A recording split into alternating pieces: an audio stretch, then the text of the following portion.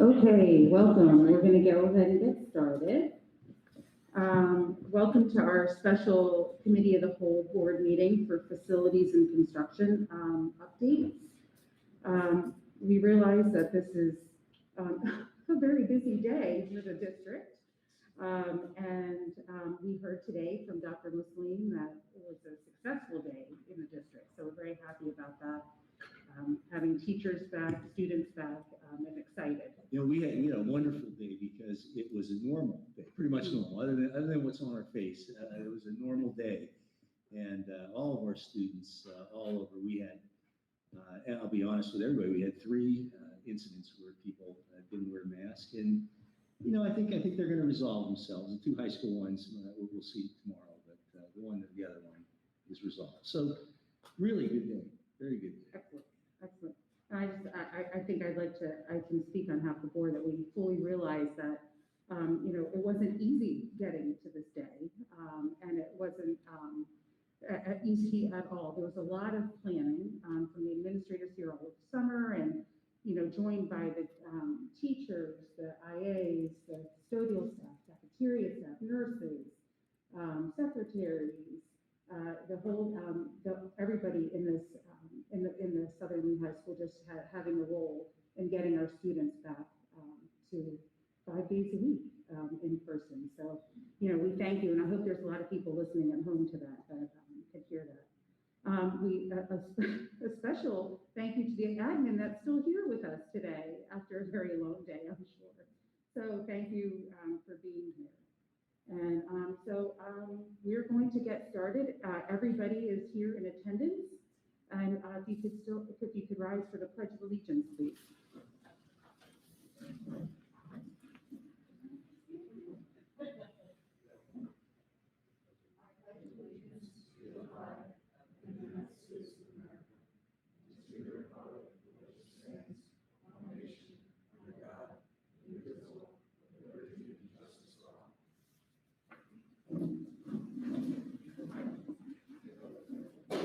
Okay, because this is not a voting meeting, we do not have visitor comments prior. We have visitor comments at the end of the meeting. I'm going to turn it over to support services and Dr. Muslim, Mr. Berge. Okay, thank you, everyone. We're here tonight to talk about the construction we're planning. This started back in 2017 with a 10-year capital plan, rolled into a feasibility study, and many of you may recall that the architect who performed the feasibility study had multiple groups in here: academics, arts, curriculum, sports, and asked everybody what you're looking for. We compiled all that. Did we get everything? No, we did not get everything that everyone wanted.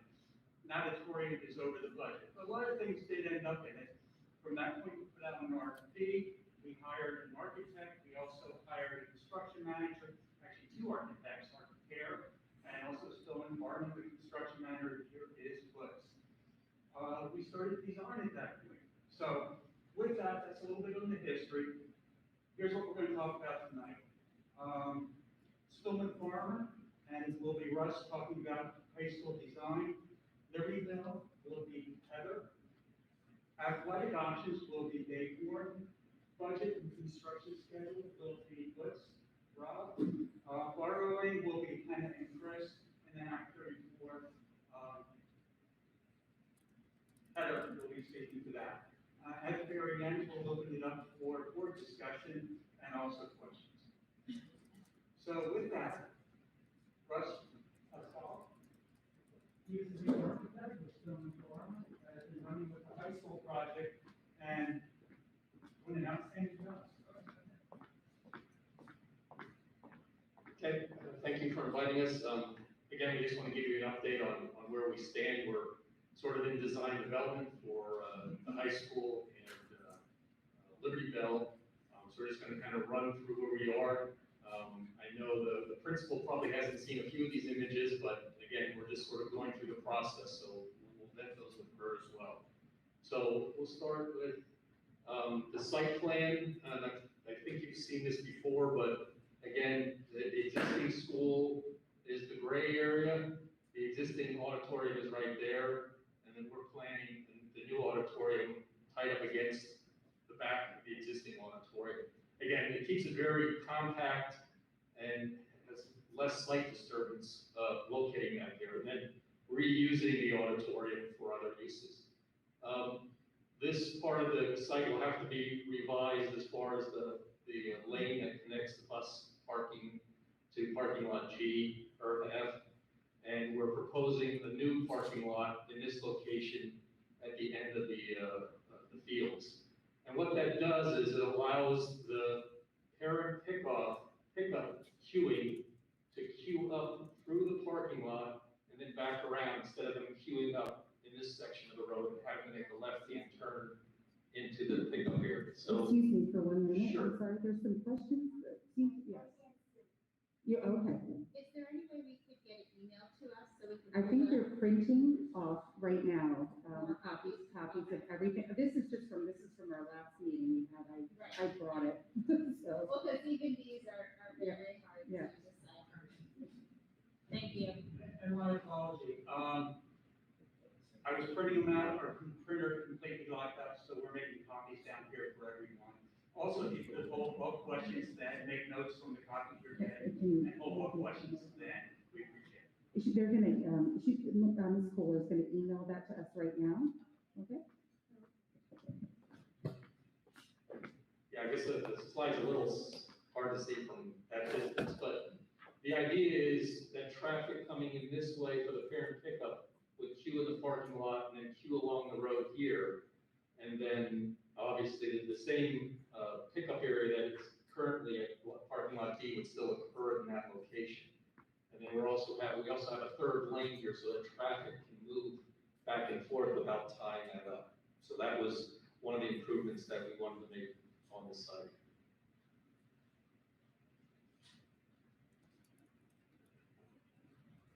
Floor plan, again, the existing school is all in white here, the gymnasium, cafeteria, the classroom wings.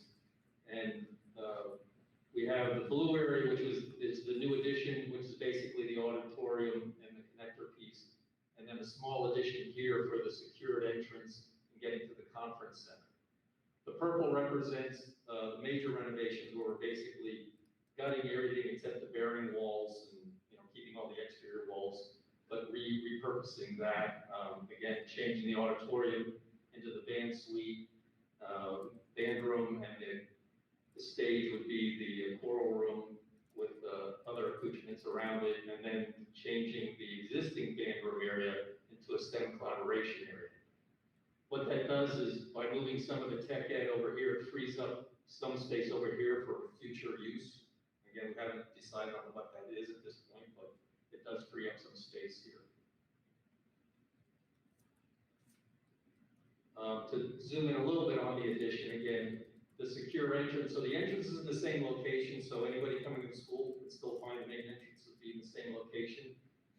We will be providing a secure lock here, so both sets of doors will probably have a security device to not let people through, and then the reception area will be behind a glass wall and be able to greet people who are coming. The conference center is sort of here with that connector wing, which allows parents or other visitors to the school to come in and meet with students, faculty, administrators, whoever in this area without getting into the school proper. So during the day, they would be limited to that area unless obviously they need to get to a classroom. Again, the other addition is the auditorium, the new lobby, about 1,000-seat auditorium, and a larger stage as well. And then some side stage area here as well with regard to back house stuff, the makeup room, or changing rooms in a makeup area, and then storage and scenery making areas as well. And there's some bathrooms in the back here. The purple area again is the major renovation.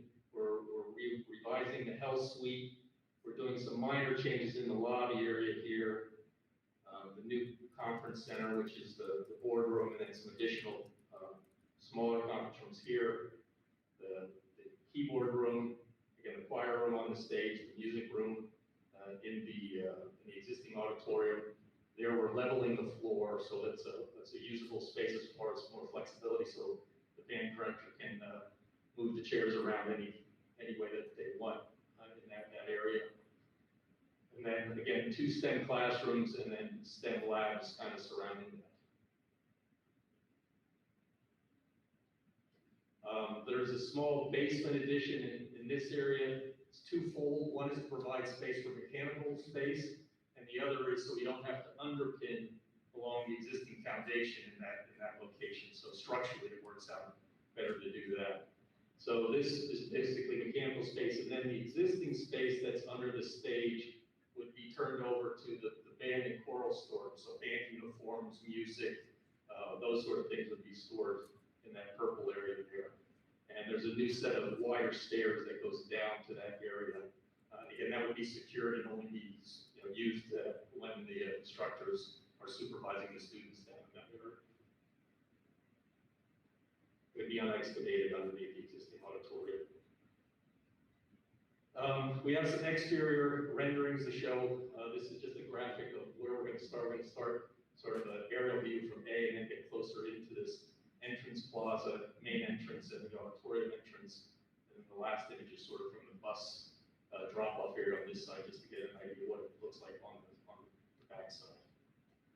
So the first view is, again, kind of up in the air, looking towards your current entrance is right here. The existing gym is right here. So we kind of create an entrance plaza in this location with a new sort of glass vestibule for the auditorium. We're trying to blend the building, so we're trying to use the same material palette, try to match the existing brick.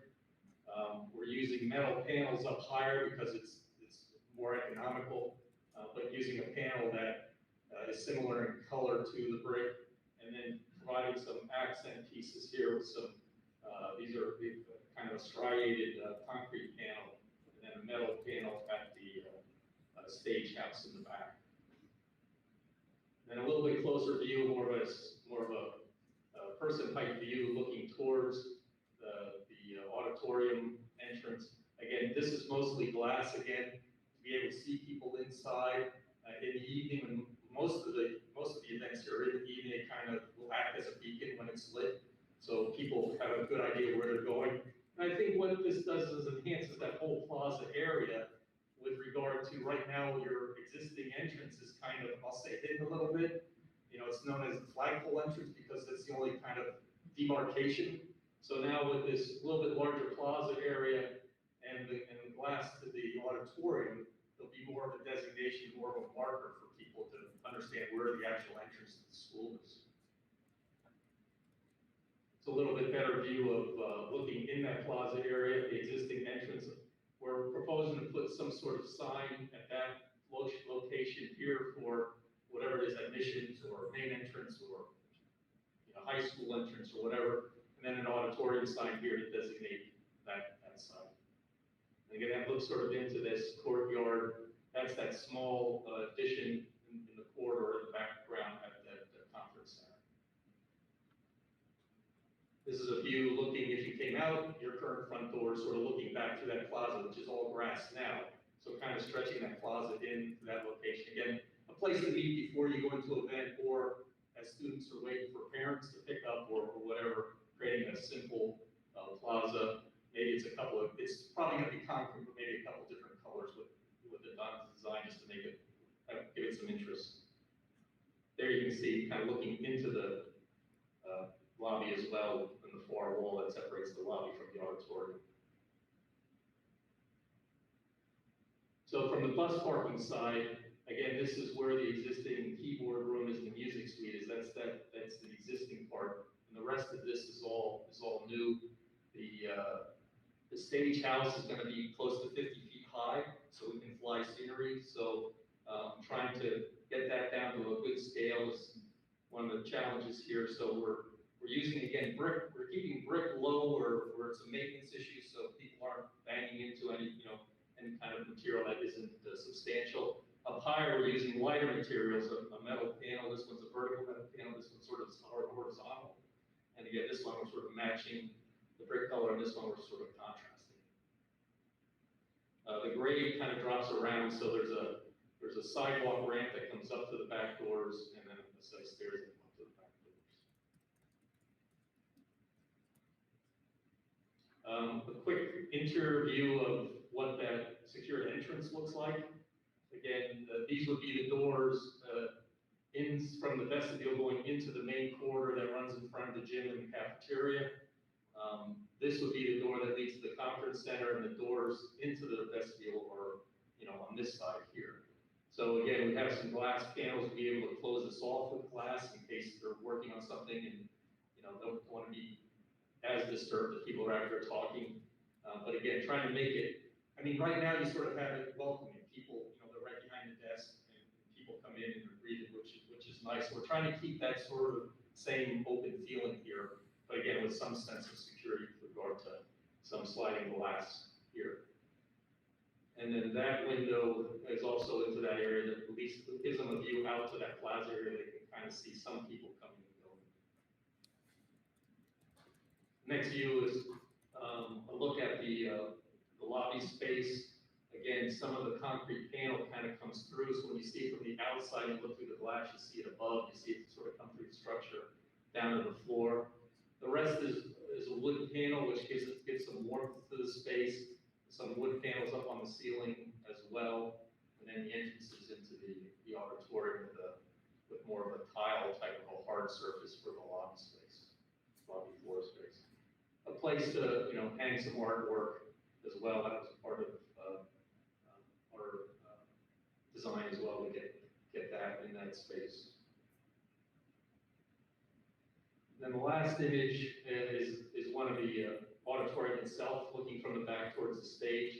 Again, trying to carry that wood theme in. Again, starting with your existing lobby, you have a lot of wood, it's vertical striations, and we're kind of taking that same idea, not making it a little more modern, but keeping that same idea with material and layout, and using that down low, and then up high would just be painted drywall. Again, and the wood preceding opening would also be something, again, where you sort of draw your eye to the stage. Again, this would have a raked floor, but the stage would be at the same height as the corridor, similar to the way your auditorium is laid out now. And then there would be access from the front of the stage, up onto the stage. The ceiling, again, an acoustical ceiling, sort of hiding the structure some way, but something a little bit on the darker side, just to bring the scale down a little bit.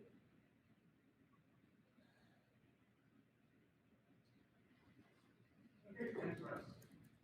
Just a few points on that. I don't know if Russ mentioned it, but it's a 1,000-seat auditorium. Currently, we're a little over 500 seats right now. That would be a 1,000-seat auditorium. Something else he didn't point out. School and Farmer was selected for this during the RFP process, which that's request for proposal. We spoke to a number of architects. Most architects recommended either tearing the old building down and building the new structure there and not have parts for about 2 years here. The other option was to build a new art center up by the tennis courts. That center would be a lot smaller and then tear this down. They came to us with this option. We can leave the whole building remodeled after the fact. We can meet the budget, and they accomplished that. So I have to thank Russ for that. Next is Heather Schmidt. She has been the lead architect on Liberty Desk. Done an outstanding job. Really some challenges around that building. One thing we looked at was possibly tearing it down and building a new building. There wasn't enough space. Another problem is it's so close to the community out front where the parking area is. There's not enough parking, and there are problems.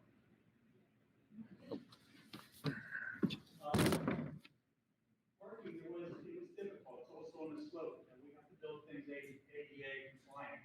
But Heather's here to explain the project to you, since all this stuff is coming.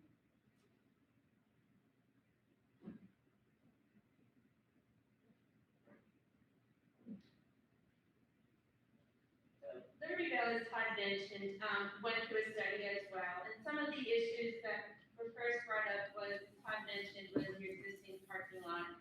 It does not meet a lot of ADA requirements because it is on a very, heavy slope pitch, but also one of the issues on the site is that I'm sure you're aware of that the bus circulation, the parent drop off, the parent pickup, and the visitors, we're all co-mingling together and they're crossing each other, making the site, somewhat dangerous for the ongoing visitor or the student or even the staff members. So when we kind of looked at this, what we were able to do is, create a separate bus circulation that gets the buses in and out without not crossing paths of the parents. The parents could come in, line up, drop off, and then exit out. And then when your staff comes, they're kind of here and then would walk into the building. Then once all the traffic in the morning is done, there's this additional visitor parking, which also then addresses ADA. If you're familiar with the site right now, you have a lot of students parking here being dropped off, and it's at a very steep pitch, which does not meet ADA. So we were able to address all of those concerns. Something else that came up during the study was, currently right now, your building does not have a secure entrance. You do walk all the way into the building before being checked in, so it gives a lot of opportunity for guests or visitors to kind of sort of go through the building without fully being checked in. We've addressed this in a more traditional way of having that secured entrance pulled out front with the administrator kind of sort of overseeing that. We then also looked at the expansion of an educational space. This is to do any future programming for educational needs in the future. So what we kind of have here is an all-encompassed, pretty intense site renovation. It's very involved, but it does kind of solve all those issues on a very tight site. This is the proposed floor plan. As I mentioned, we're kind of in the design development stage.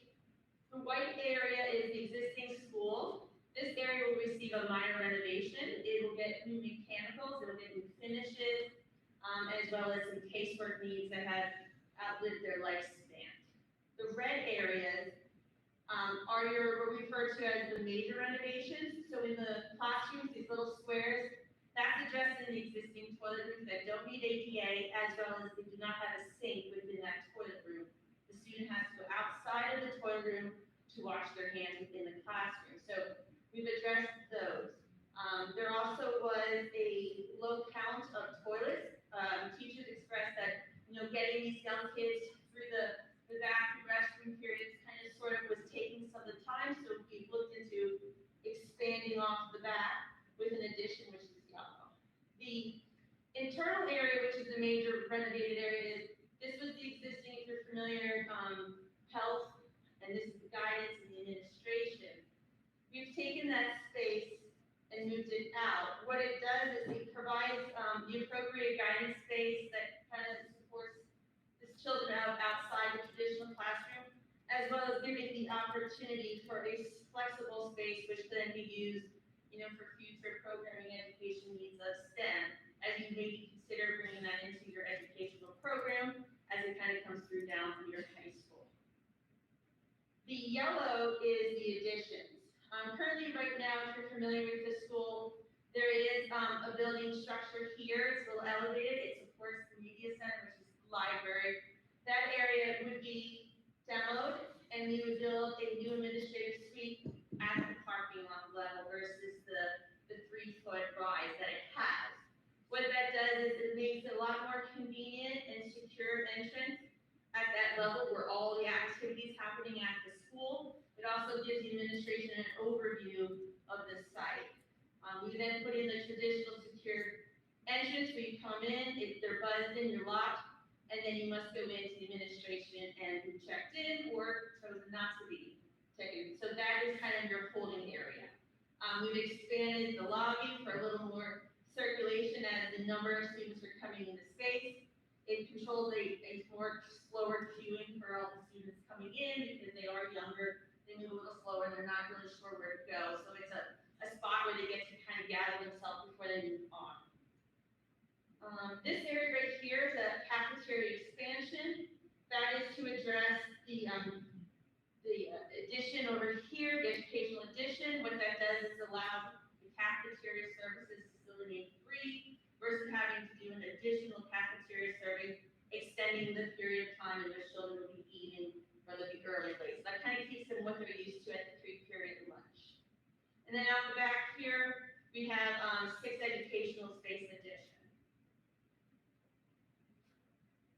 This is an overview of the whole site as its entirety. As you can see, you can clearly see the separations of the bus and the parents and the visitor and staff parking, which kind of controls the site a little bit more. You see some entrance addition and cafeteria addition up here, as well as the 6 classroom educational space addition towards the back.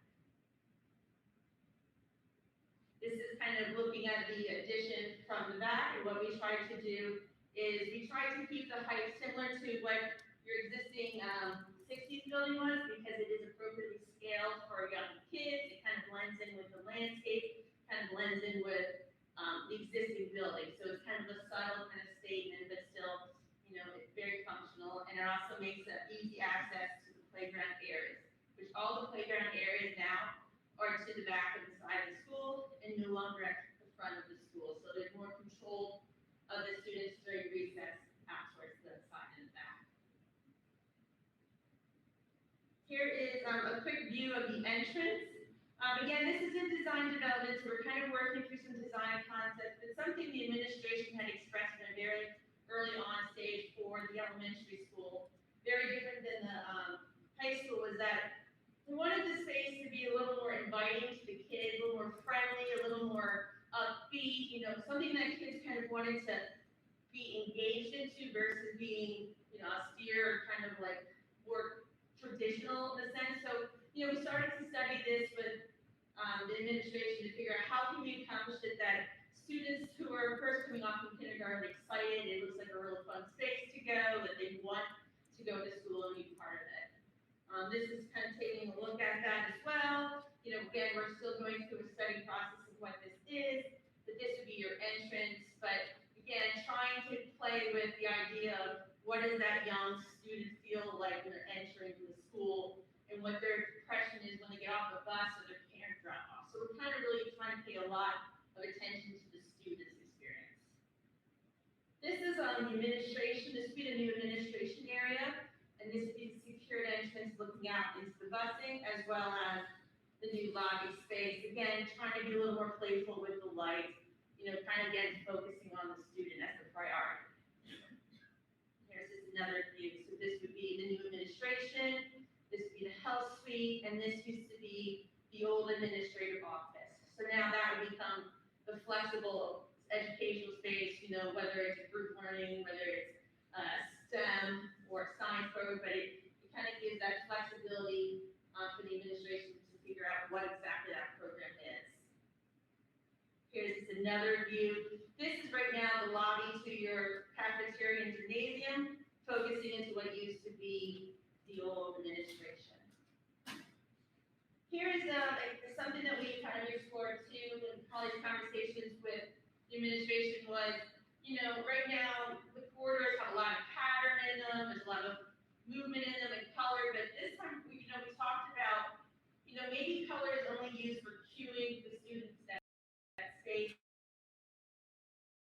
This space be a little more blank so that the students' work is on display, that their importance is on the wall, and not necessarily a pattern of tile. So we kind of gone through that with the administration as well. This could look at what a typical classroom in the new addition. Again, same concept, you know, a little playful. The kids come in, check their backpacks, get their stuff, go grab some of their bins, but then kind of go over to the educational space. And that space is kind of a little more left for the teachers and the students' work to be on display. I mean, I'm sure you all been in elementary classrooms and the teachers just do phenomenal work. So we don't want the architecture to compete with that, nor do we want a space overstimulated for a student. So it's kind of like a fine balance. And then this would be the existing classroom that we would do some renovations. We would be picking up on some of those concepts. We would be replacing the existing casework that's in there, as well as making sure the sinks are also ADA compliant, bringing in some color concept into the floor, removing carpet, that was a request, and the carpet to be removed from the classrooms, as well as doing some mechanical upgrades along the side. But if you're familiar with Liberty Bell right now, the classrooms are very vibrant in colors and patterns and textures. We would try to do that same thing where, you know, let's let the students work be what's important and on display. Here's just another view. This is right now the lobby to your cafeteria and gymnasium, focusing into what used to be the old administration. This is the lobby to your cafeteria and gymnasium.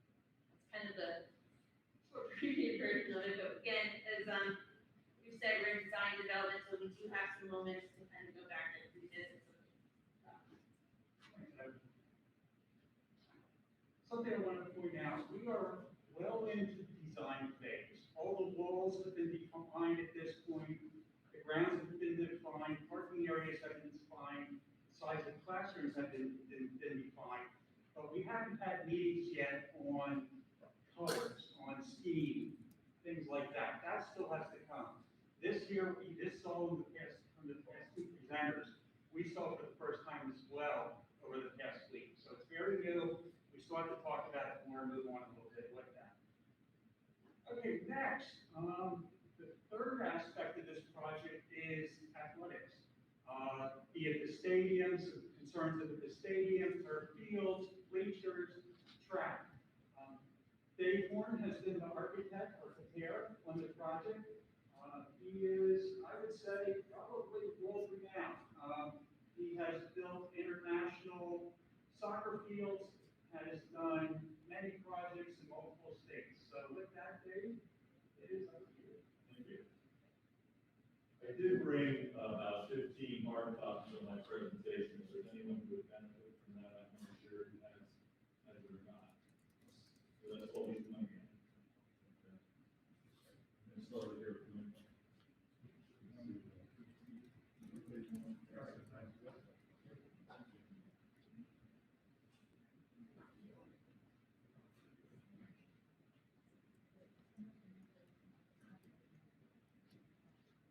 Okay.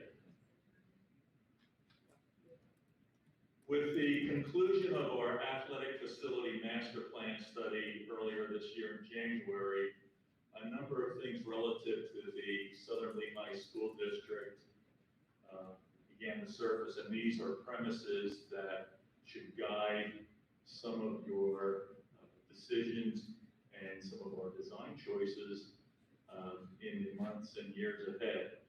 You have 15 athletic fields on your combined school district campus, each one averaging 123 events annually. Nationally, it's known that a grass field, athletic field, can sustain about 55 events annually before you begin to see the deterioration of the turf and the sustainability aspect of that athletic surface begins to become a question. So if you're averaging more than twice the norm for sustainability, you know you have some issues relative to your 15 athletic fields and being able to maintain them. Your stadium field over at the middle school averages 171.25 events annually. 171 events annually. The school district needs, as these numbers translate, 14 more fields based on your current usage. Now, you know we're not going to suggest building 14 more fields. It's just economically impossible to do that. And I would also tell you, your plight is very similar to other school districts upon which we've performed athletic master plans for. Here at Southern Lehigh, interestingly, the usage by the school district on your fields is 88%, and the community use or non-school use is really only 12%. That's one of the extremes based on the other master plans we perform. Usually, actually in one, the community used the fields more than the school district. I believe that may have been down at Abington. And usually it's closer to a balance in the 40 to 60% range with the school district taking the lead. This is overwhelmingly school district use, 88%. So the question becomes, how do you cost effectively increase the usage of your fields? And naturally, you try to use a different type of surface, one that's a little more durable and isn't use contingent, and that would be a synthetic turf surface. Based on our master plan, we were able to calculate here at Southern Lehigh that a natural grass field for 1 hour costs you $137.21. While a synthetic turf field, comparatively, would be $76.98. That's roughly 56% less in cost. To compute that, we considered construction costs, maintenance costs, event scheduling, and turf replacement costs for a 16-year period. At your athletic stadium, the program we were given then in March to develop was, I'll outline it right now. It was to keep the visitor grandstand that's located on the north side of the field right there. That grandstand seats 1,344 seats. It was built within the last 10 years. We were involved in that design and construction effort, but we would keep that. And then because of various problems we're seeing right now with your 400-meter track, your athletic field, your grandstands, and press box, we would remove all of those elements and create a new stadium with the exception of the visiting stands. So the visiting stands serve as a benchmark, if you will, for all the development to occur. And currently, your athletic field inside the running track is a very narrow, long field. Your soccer team plays on a field that is only 20 feet wider than the absolute minimum for soccer. It's 180 feet wide by 360 feet long. What we would like to do in the reconfiguration of the stadium floor is add 38 feet of width to our regulation soccer field, so that the soccer team playing inside the 400-meter oval would be able to play sideline to sideline 218 feet wide. That's 7 feet short of the maximum soccer width PIAA endorses. So right there, what we're going to do is still have a program that consists of a 6-lane all-weather track, but we're going to build the track from scratch, and we're going to make it a wider track, less long or in length, and then allow for a much larger athletic field for soccer, lacrosse, field hockey, football, and other sports that may want to use that. Our home grandstand would then push closer to the middle school building. And in doing so, we would design a grandstand that is not narrow in width and very tall like your current home grandstand is, but more so a rather long and less tall grandstand. And our program, which we received from the school back in March, called for the same number of seats. So the overall capacity of the stadium would not change in terms of seats, and we would replace the 3-person press box with ideally a preferred 16-person press box with rooftop videotaping capability. The concession stand under the home bleacher that exists now and the track and field storage would attempt to be preserved with this shift in the field and its grandstand and the new home grandstand design above and around those elements. And we just received detailed survey information on that to allow us to do that. So very quickly, here are some of the elements. You can see a new track, 6-lane. I show you here at the top a full D.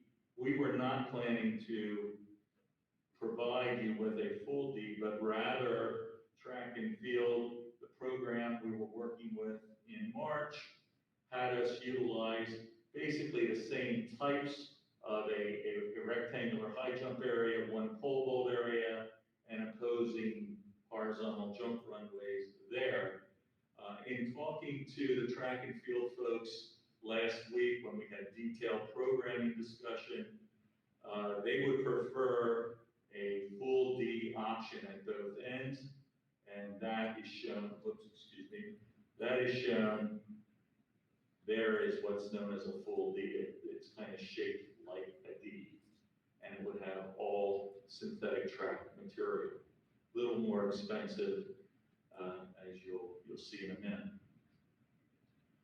The grandstand would be new, and the press box also new, and there's some examples of those elements of what it could look like. And then lighting would also be replaced with new LED lighting, and that shows you a daytime photo of what an LED field lighting fixture looks like, as well as one that was recently installed down in Lansdale. Very little light spillage, very community friendly. Improvements at the high school campus centered upon a new synthetic turf field. To orientate everyone, you heard Russ talk about a new auditorium in this general area, some additional parking here with queuing of cars during drop-off pickup opportunities. There are currently 2 field hockey fields located here, and I believe the addition of the parking lot under the new auditorium project would reduce those 2 fields possibly to 1.5 or 1 partial field. So here in this quadrant of the campus, there are currently it's referred to as a lower soccer field and an upper soccer field. Soccer and lacrosse share these fields at different times of the year. And on the upper field plateau is where we were looking at developing a synthetic turf field that would offer some of the following. Okay, and here's an outline of that field. It would have a maximum size soccer field upon which all other sports, with the exception of baseball, could fit on this synthetic turf, and baseball could certainly have infield drills if it wanted to during inclement weather in March or April. But it's a full-size 225-foot by 360 feet soccer field, and then unified lacrosse, field hockey, football, softball, yes, regulation softball could fit on this field. And we do have other school districts that use a field surface like this for not only practice but games. That option is there. We're not saying to destroy or abandon your current softball facility. What we're saying is if in the event of inclement weather, the team could come down here if the field were available and conduct practice or drills, even games. Similarly for baseball, certainly infield practice, but no regulation game. One field of this size is not large enough for regulation baseball because of the outfield distances. Physical education, we feel that it could be close enough to the school for physical education use during inclement weather or a wet condition. This field would not be wet and would be usable by physical education students. Using the field for physical education should the need arise also allows an opportunity for every student in your school district to utilize this field, not those solely involved in extracurricular activities like sports or marching band, but now with a curricular use such as physical education, every child can benefit from that type of a service. We do have a project estimated cost of $2,079,500 approximately. There are other options that could be added, but are currently not in our program for development. This includes new field lights, where we would add $350,000, electrical switch gear, $60,000. You would need those modifications for the lights. Permanent spectator seating, there are currently no permanent seats in our program, and you could add 500 or increments of 250, but every permanent seat, the unit price is $240 per one seat of cost. And then an athletic support building, depending on the size of that building, could be anywhere from $2,250,000 to somewhere in the neighborhood of a much smaller, reduced size of $1.5 million, depending on the program.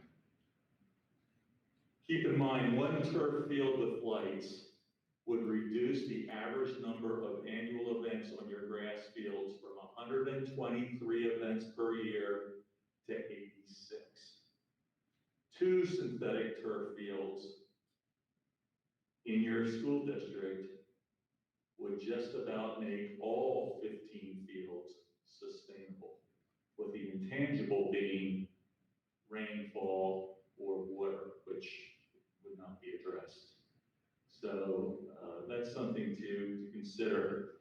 I should add, I neglected to mention that back on our stadium at the middle school project, that currently our program does not call for that field to be synthetic turf. It calls for it to be natural grass, a high-quality natural grass field. If you wanted to upgrade that to sod, it would add about, $40,000. All other options on the middle school stadium field were perhaps add 500 seats on the home side. That would be an estimated cost of $132,500. If you wanted to add synthetic turf, the net gain in cost to add synthetic turf to the project, because of some of the stormwater management requirements and some of the other items that come along with turf at this particular location, would be just under $1.4 million. The 2 full Ds that I alluded to earlier in the presentation that the track and field program expressed a desire for would add about $142,000 to the current design layout you see here, where you have partial Ds really mimicking what you have now in terms of the extent of the facility.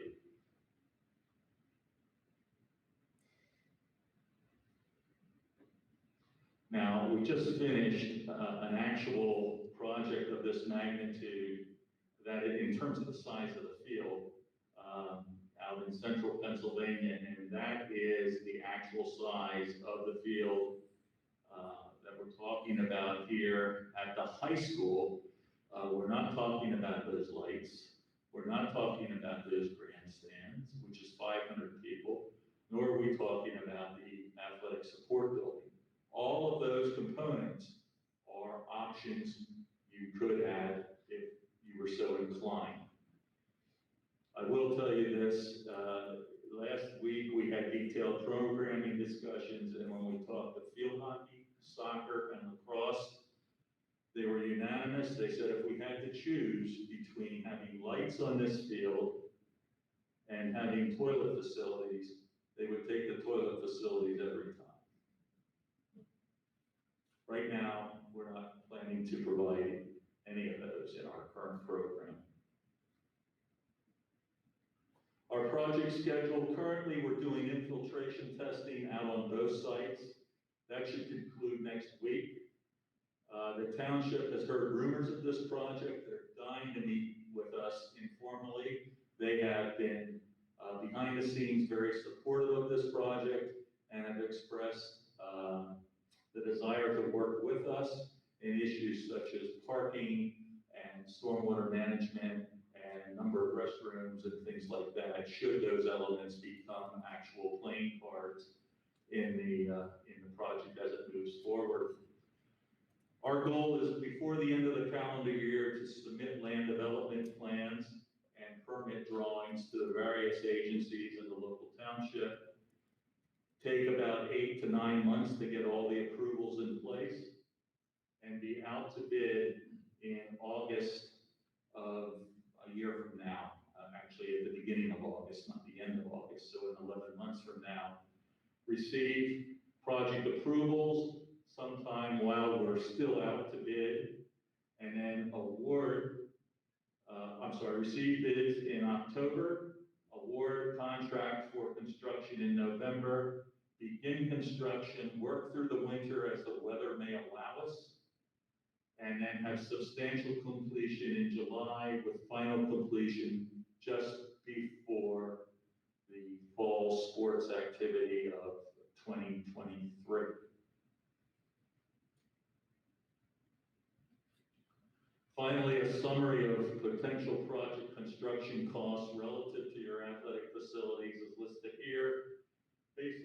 Based on our current program for development, the middle school stadium, we estimate at $3.9 million. The high school campus, synthetic turf field, a large field, just over $2 million. That comes up with a total of just under $6 million of construction dollars.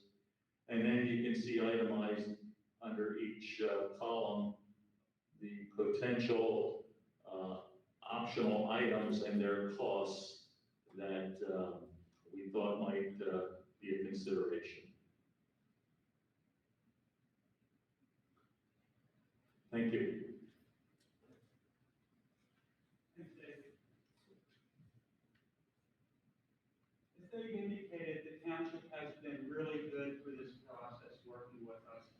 We have met with architects, Stillman, and the township, getting guidance from them. Very soon we plan to go over with our care. On the field, I think it was back in May, brought to the school board that we may have enough money in the budget to put a field over at the high school. At this point, it looks like we do, but there's more conversation we need to have with the school board over Cafeteria and athletics. The school buildings, Liberty Bell and high school, they are cutting stone as far as size and even budget for that point. But we can have a conversation even later tonight on the sports aspect of things. Next is Rob out of Top Way. Rob is the money guy. He makes sure the architects don't spend too much. I like him. And he's been doing a good job with it. He is currently, I believe he is done with, the numbers you're seeing tonight are numbers from the conceptual design. He is currently working on the numbers for design development. So the numbers you're seeing tonight aren't final. He will have them done, I believe, early next month, right? Early next month. Yes. But this is Rob. He'll explain a little bit about the numbers, how we got here. The budget started out, if you remember, back in 2018 at $47 million. Every year since, we've had inflation. It's been averaging about 4 to 4.5%. Then COVID hit. That changed the whole play of the game. So at this point, we're probably looking at, and if you calculate it all in, we'd be at about $55 million. But Brendan's stealing his thunder.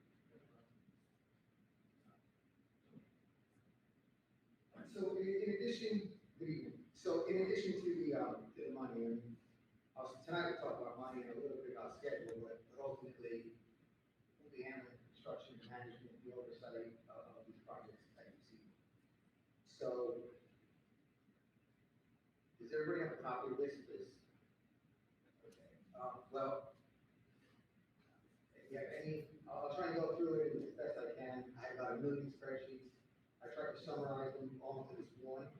But if you have any questions at any point after this presentation, just let me know and I'll try and answer. So you just heard about the 3 projects.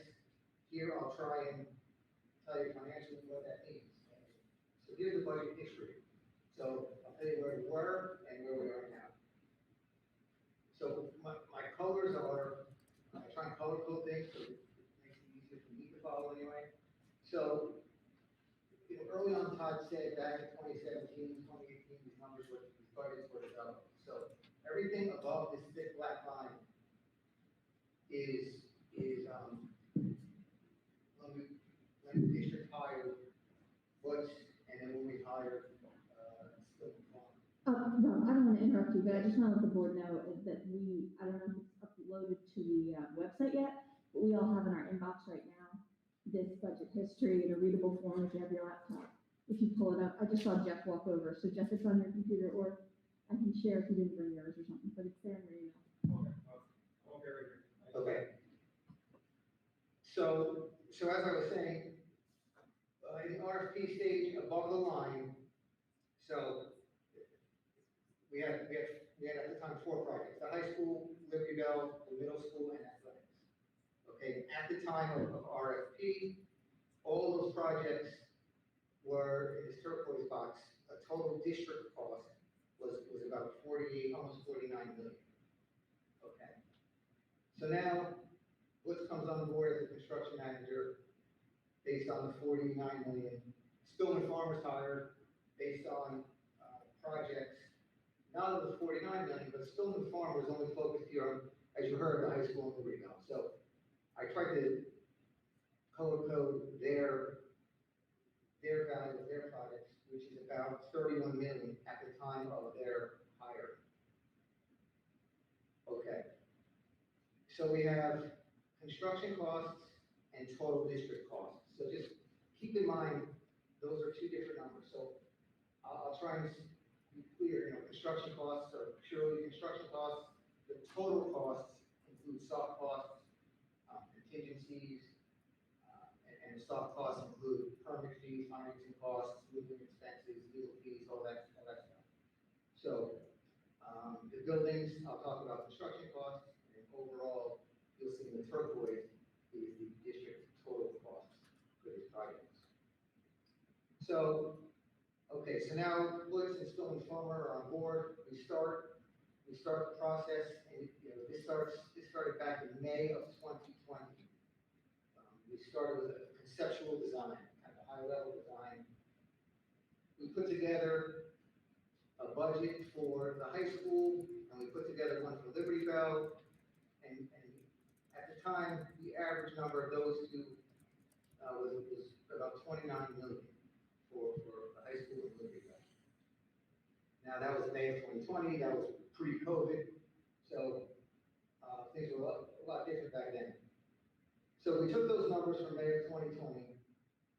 We had added 2 years of inflation, as you can see in these next 2 columns here. 4.4% the first year and 3.8% the second year. Okay. So now all of a sudden we're talking about a Spillman Farmer construction budget of close to 32 million. Okay. Moving forward into this past spring, we have Spillman Farmer put together a schematic design set of drawings. So you can see here, by the way, there's 4, let's just say there's 4 groups of design. Conceptual design, a schematic design, design development, which we're in now, and then construction documents. Obviously, they will progress, they get more detail, more detail, more detail. So back in the spring, I put together a schematic design budget for each of those school projects, and you can see the high school construction cost was about 21 million, and Liberty Bell was about 12.7 million, which translates to a overall construction design budget of almost 34 million for those 2 projects. Okay, so because this is where we are at the moment. At the end of schematic design is the last budget that we have.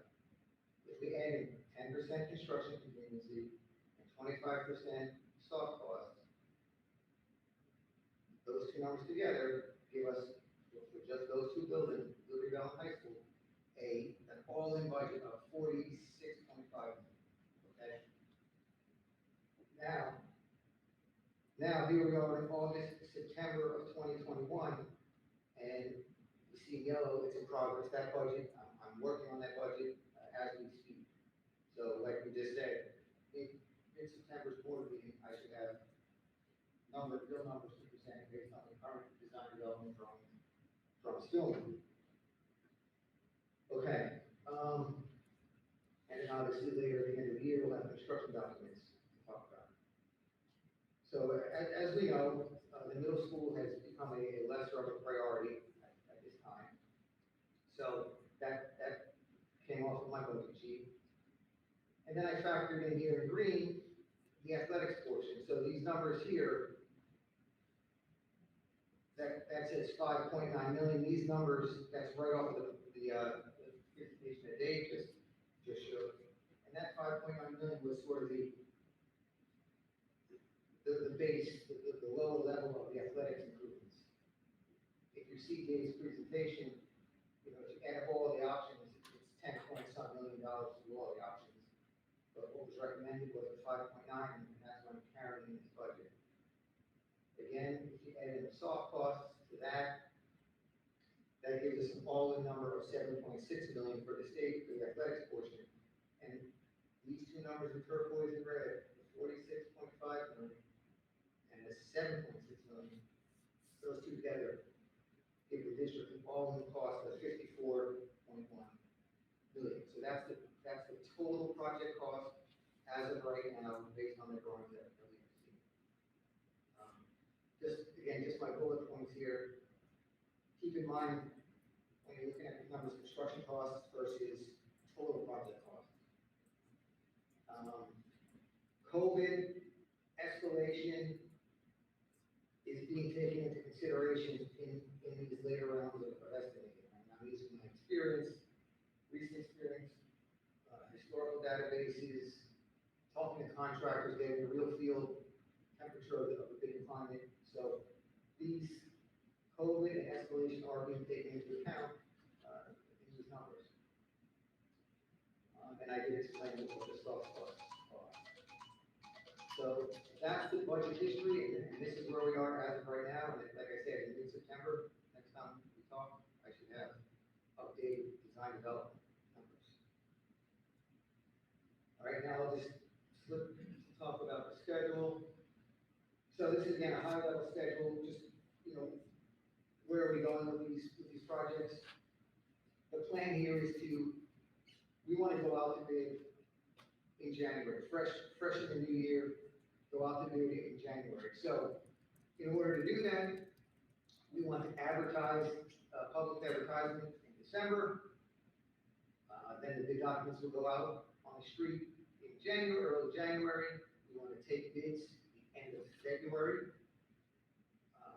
After we do our analysis, our big de-scope meetings and confirm that everything, the scopes are correct, we'd like to bring the bids to a March, I think it's a mid-March board meeting.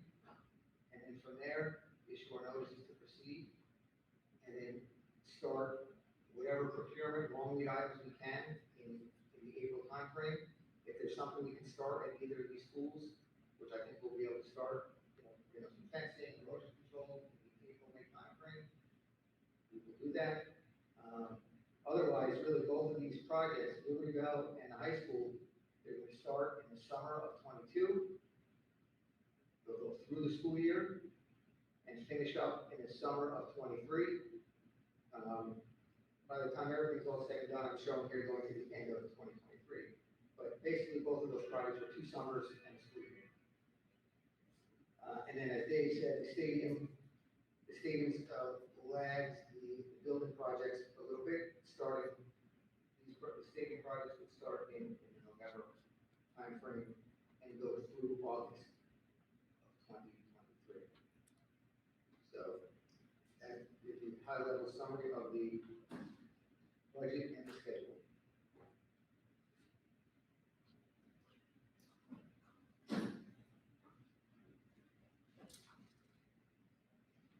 So the next question is, how do we pay for it? For that, we have Hannah Shea, she is our business manager at Southern Lehigh, and Christopher Gibbons. He is with Concord Public Finance. He's the first person that actually gets the bonds for it. So with that.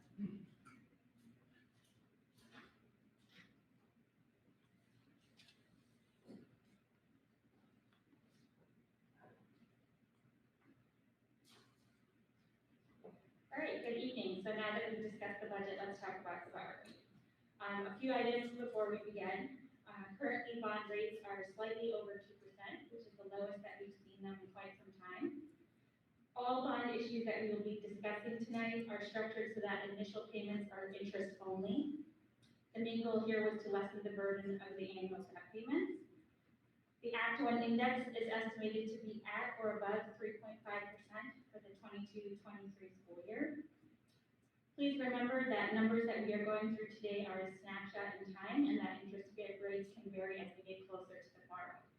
Also, to ground the board, we have 6 outstanding bonds currently. Our net payment for the year is $5.8 million. And we have a total debt service of $49 million. Mr. Gibbons and I presented or put together 3 options for the board to review tonight. In all of these 3 options, we are going to be borrowing $55 million with 2 borrows, one in year 1 and one in year 2. In option 1, we added our new debt to our existing debt and we did not try to restructure anything. By doing this, we locked in a rate of 2.2%. We extended our debt service to 2039. And we required an additional $1.3 million above our current debt service. It should be noted that this is the option that is the lowest cost of all 3 options at $68.7 million. Option 2. In this scenario, our main goal was to try and minimize the impact to our annual debt payments by extending the term of the new debt that we would acquire. Our debt service end date extends to 2041. This in turn provides future financial flexibility for projects down the road.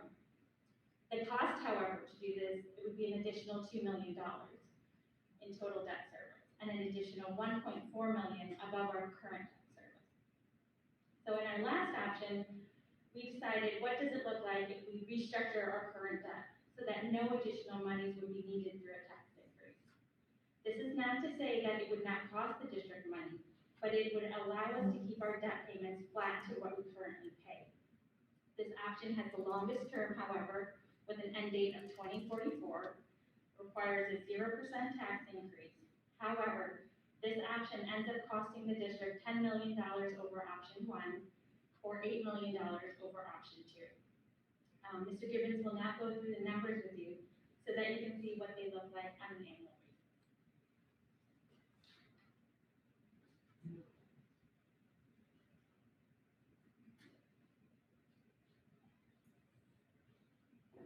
Okay, good evening. Next slide.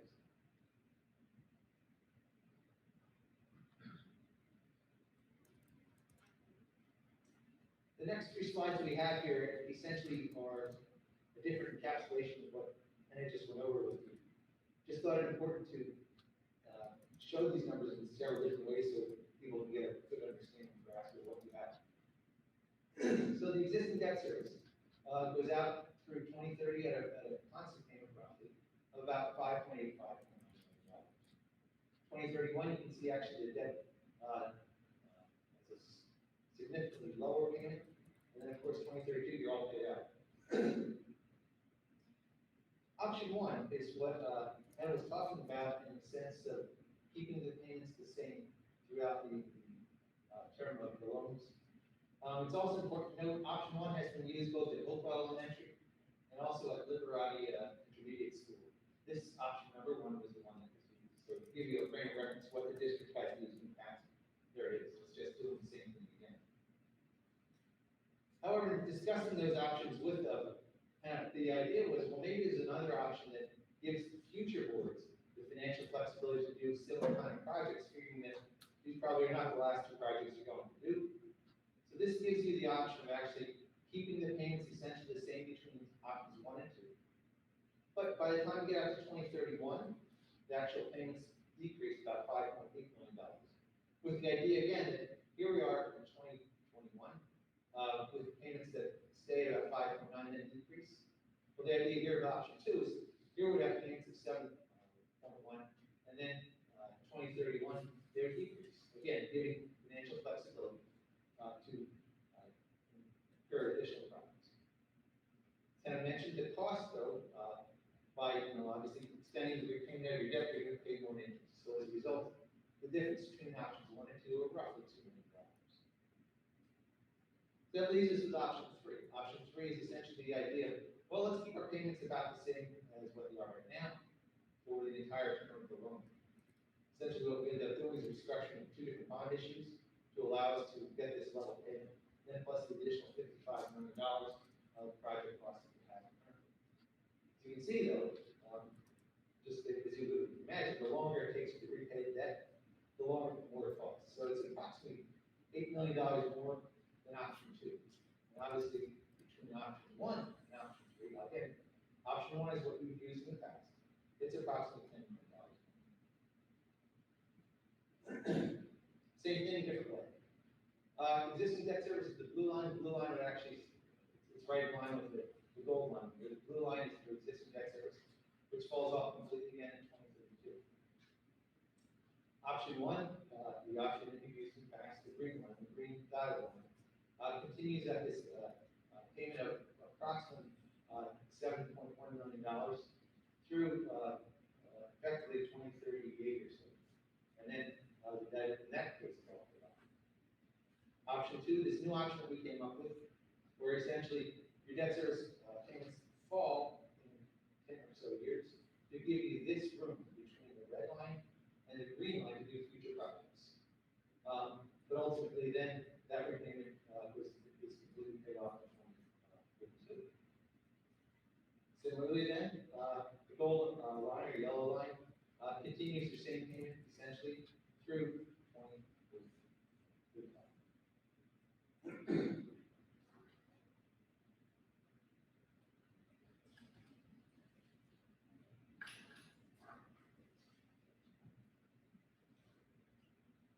Okay, thank you, Mr. Gibbons. Okay, next, you probably, board members that have been here for a while, they've been part of Act 34. Act 34 is also known as the Taj Mahal Act. What it does is basically keep schools in check, so not too much money is spent for classrooms, for construction. It has guidelines for how many students in a classroom, et cetera. It also sets a schedule for us and requirements as far as what has to be done through the process. Act 34 is normally required anytime you do construction in excess of 20% of the existing building footprint. It does not apply to athletics. It would not apply, well, to high school here. Art center is less than 20%. So Heather Schmidt is actually an expert on this and speaks with much better than I can, so I'll turn it over to her. So as Todd mentioned, if you're familiar with Hopewell, you went through an Act 34 hearing because that's a brand new school. Currently right now, Liberty Bell additions is 23%, so that puts us 3% over the 20% mark, which then requires an Act 34 hearing, which is a public hearing, which gives the public an opportunity to come and state their opinion as well as the period. So where we're at right now is, number 1 is kind of what we've talked about now. Swift Farmer has provided Browbeck Books with design development drawings. They're detailed drawings that he puts a fairly good number to. We submitted those to him at the end of July 30th. He is currently working on that right now, which is number 2, and he plans to have those completed in the next couple of days. We then are going to move on to number 3, which kind of is, we're having an internal review committee to kind of take his numbers, and he's going to let us know where each project stands as well as the athletic field. So we'll have a collective whole as an understanding of all the projects. Right now, that internal meeting is planned for September 8th. From there, Rob will come and present those numbers as they relate to each project as more detailed confirmed numbers versus systematic design number cost estimates. And he will present that at a September 13th workshop meeting, very similar to this process. From there, we will then go and take those numbers and then we put them into the Plan Con D forms. And even though PDE is still not necessarily receiving these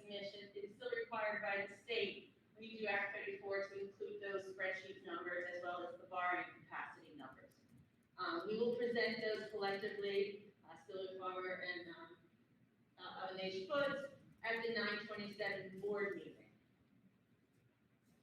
From there, we'll be looking to you at that meeting to kind of give a resolution if we can proceed to the official Act 34 hearing packet, which involves a lot of paperwork and solicitor input and review, as well as your business manager and bonding capacity information. That all gets kind of put together. It is a little time sensitive, so we do need a little time to do that as well. We'll then come to the board and ask for you to approve that Act 34 hearing booklet. We then have to go out to public notice.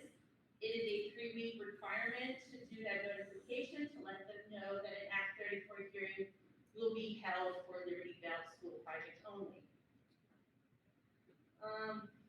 Right now, we're number 10, we're looking at planning to have that Act 34 hearing, public hearing. It's a special meeting. It must be a special meeting outside your standard board meetings and workshops. Right now, it's kind of being penciled in as November 15th. We will then go through that process, very, very similar to what you did for Hopewell. It involves your solicitor as well.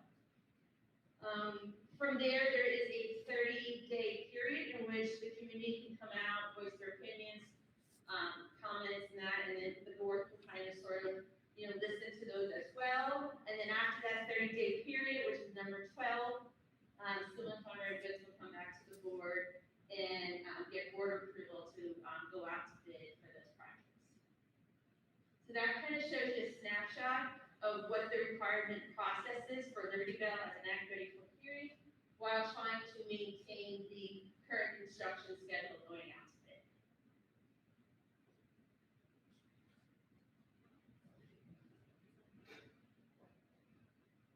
The question came up, has been discussed internally with us as a group administration. Does Liberty Bell need to happen right away? Are the classrooms required per DEE, and how does that fit with Act 34? That's currently a conversation we're having. If that project were to hold, or if classrooms were not added, it would change the schedule here a little bit. We haven't fully researched at this point because we're still in the design for Liberty Bell and also the high school. That design won't be complete till November. But as far as approving bonds and moving forward with the projects, it could potentially happen, board approval could happen as soon as the last meeting in September. Something we're still discussing. So the purpose of tonight and what we're looking for, last project we had a smaller committee and we had discussion through the process how to proceed. We have a few areas right now that we're looking for some input.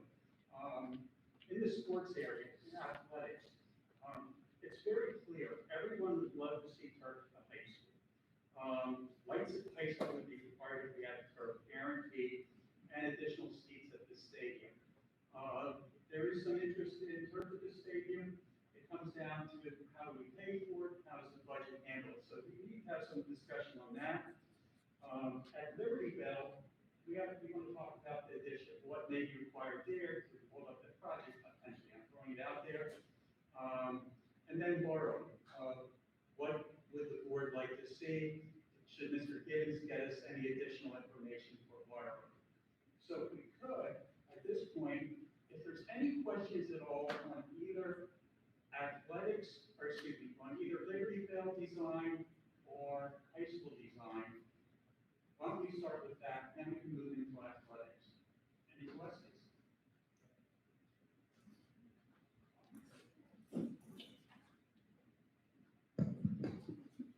A question about the high school design. It's very hard for me to see, so if I'm just missing it, please let me know. But I have a question about bathroom facilities. So if we're adding a 1,000 seating auditorium, are the bathrooms that are going to be used still the ones out here in this main corridor by the cafeteria and the gym? We did a code review, and currently you have adequate bathroom facilities. The question came up of convenience. So what we did on the plan, right near the conference center, we actually added a men's room with several fixtures in it, but we would utilize the women's room, which is right across the corridor. Okay, thank you. So that was for the convenience of an auditorium use. Mrs. Gaming? I had another auditorium question.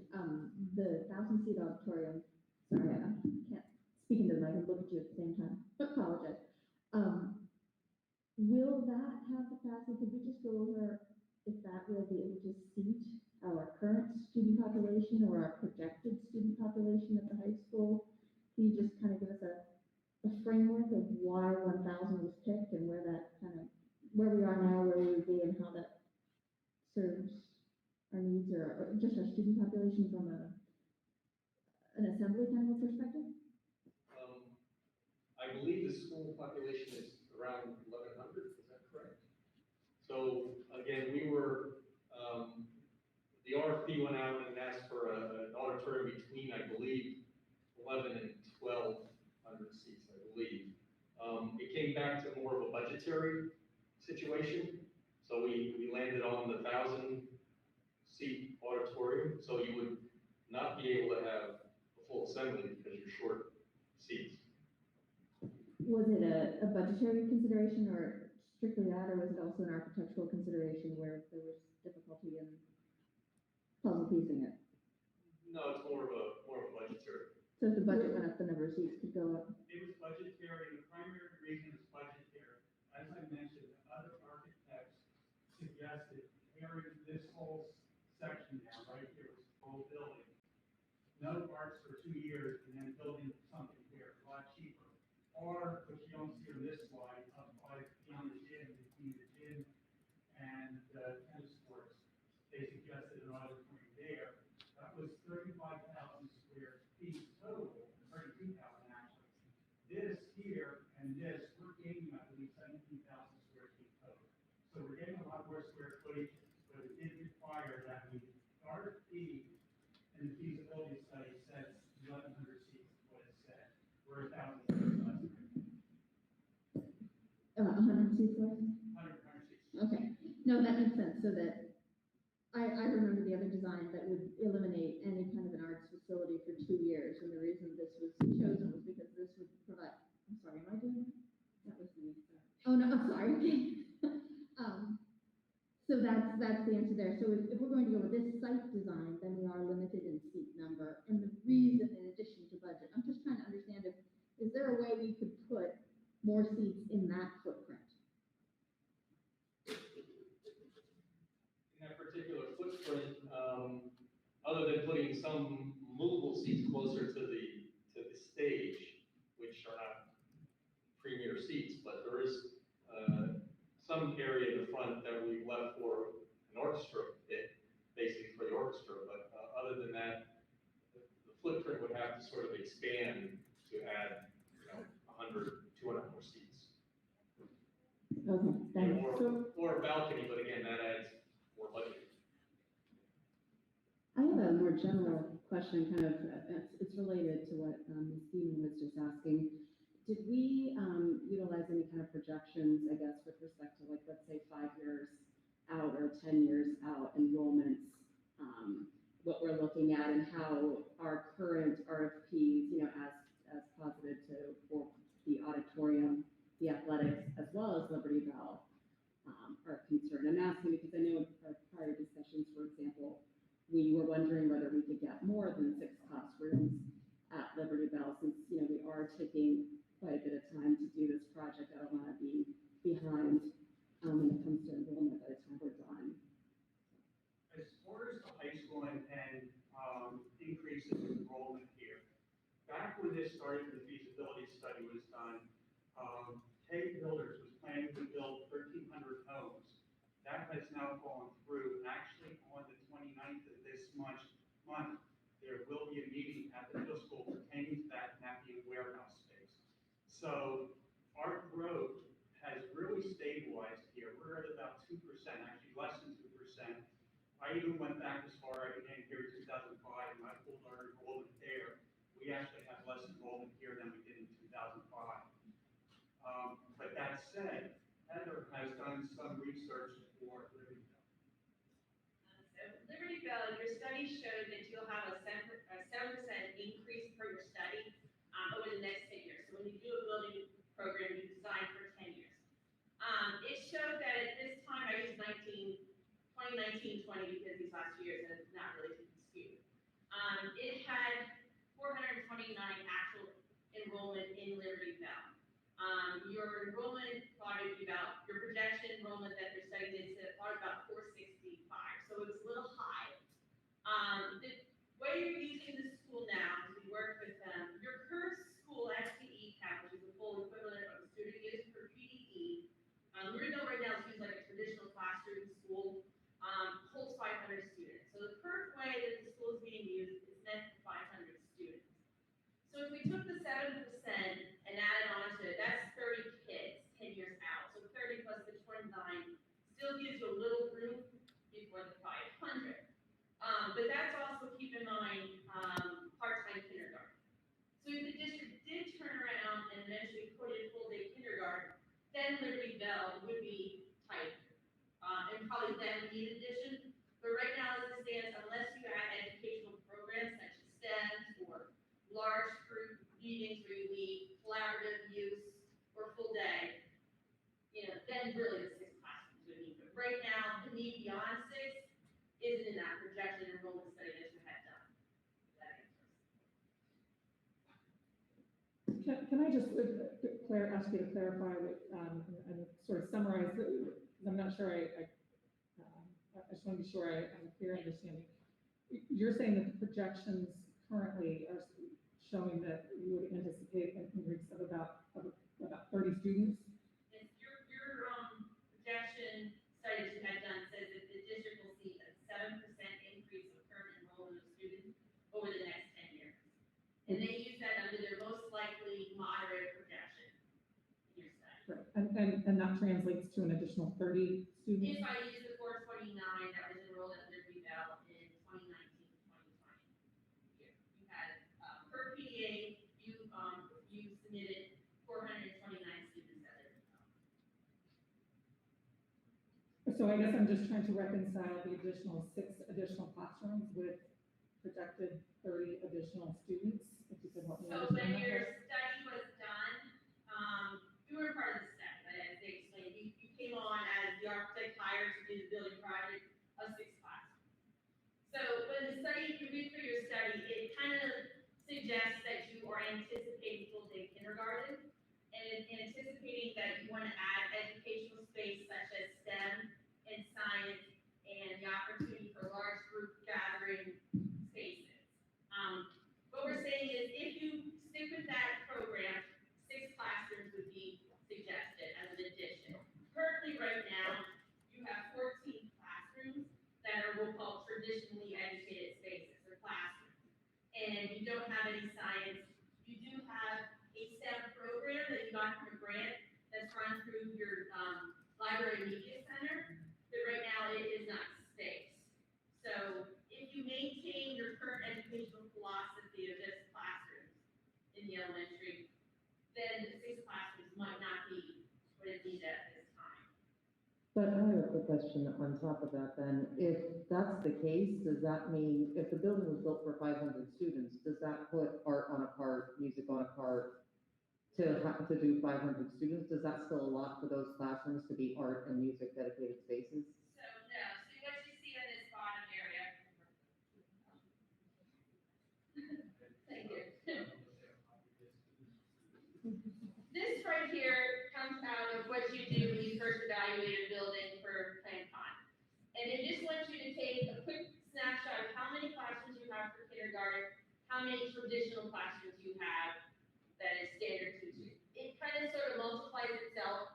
And right now, you currently have 14 classrooms and 3 kindergartens, they're part-time. That shows you right here that that building is saying you can hold 500 students in traditional educational standards. At what class sizes? These classroom sizes, currently right now you have 22 to 25 students per class. Some years it shows based on what your previous principal gave us, sometimes there's 18 to 22. You have this constant curve that goes on in this district.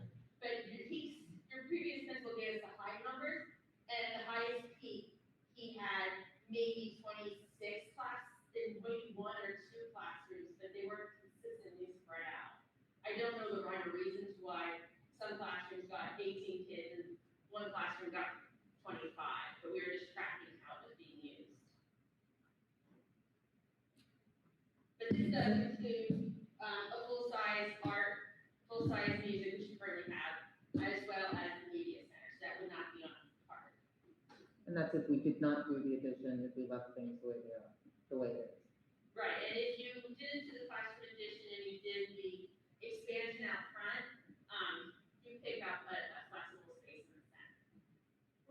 Part of the difference is Spanish learning classes have higher enrollments than the non-Spanish learning classes, so there's usually a higher enrollment, 26 to 28, maybe 29, 30 in Spanish learning, or depending on that year, as students matriculate through, they could choose to go back to the regular program, which would shrink the Spanish learning program down and introduce the non-Spanish learning classes. Are we factoring in growth for Hopewell to house in the Liberty Bell with those 6 classrooms? Because I know we've heard that Hopewell's a little tight and the additional building space could be used for that. We have not reviewed that, we did not go through Copewell and their needs and how they're using the current building. We just kind of focused on Liberty Bell and when the study had said that you had wanted to go the direction of. Is it a possibility? I don't think basically the district should answer that.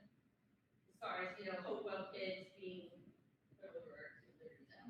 I was just saying we hadn't talked about that as a board in terms of justifying the need for extra classrooms. I guess I'm a little concerned because the message I've heard consistently is we're outgrowing, and now all of a sudden none of the numbers support that. Well, to that point, I mean, anecdotally, that's accurate. So if you, in my impression, if you talk to teachers at Liberty Bell, and my daughter just went through there, so I'm familiar with the building, that it's more or less maxed out. And so to her point, I mean, whatever the numbers show, I know you did a great job of, I think, speaking with almost all the teachers over there. So to Dr. Smith's point, what did you get the impression from them that they thought they had room to spare over there? Because that's not the impression I have in any way. And to that point, do we actually have room to spare over there? It's my understanding that every space is currently occupied at present. So I'm trying to reconcile the idea that it can hold 500 and that we're not even there, and we got room 10 years from now, we still won't be there. I mean, that just does not in any way jive with what I'm seeing on the ground myself. Now, I could be way off, but what did they tell you over there as far as their desires on space? Their desires on space is they weren't complaining the amount of children that were in the room as much as the lack of storage space. And the kids kind of move around as far as outside the traditional classroom. So if the educational philosophy would be to add additional educational items such as large group rooms and senior STEM, then yes, an addition would be suggested. But if you were to take the current classrooms now and you did it for PDE of 25 kids per room, there is some leftover spaces for actually in each classroom. I don't want to unnecessarily build 6 classrooms and spend that money. However, with Jen and with Jeff here, all we've heard about for the last couple of years from both Hopewell and Liberty Bell is we're out of space. And I have a hard time, I agree with Jeff, I have a hard time reconciling how that's all we're doing. And that's what we had done too. So when we had to go through this Act 34 exercise is what put us into that plan conform. And once we did that plan conform, we were kind of like, wait a minute, it's 500 capacity here. And then we analyzed why is it 500 capacity? It's because the building is used traditionally. I have a question too on a related note. I wasn't a part of the board for Hopewell. And so I'm hearing from many that Hopewell is perhaps a little bit tight. Is that in fact true? And if so, if we use the same method with respect to projections for Hopewell, can we not learn something from that process as we go forward with Feasibility? I guess I'm gonna ask that, Mr. Burby, that, because that makes me concerned that, we're gonna run into the same situation potentially if we're using the same method. So.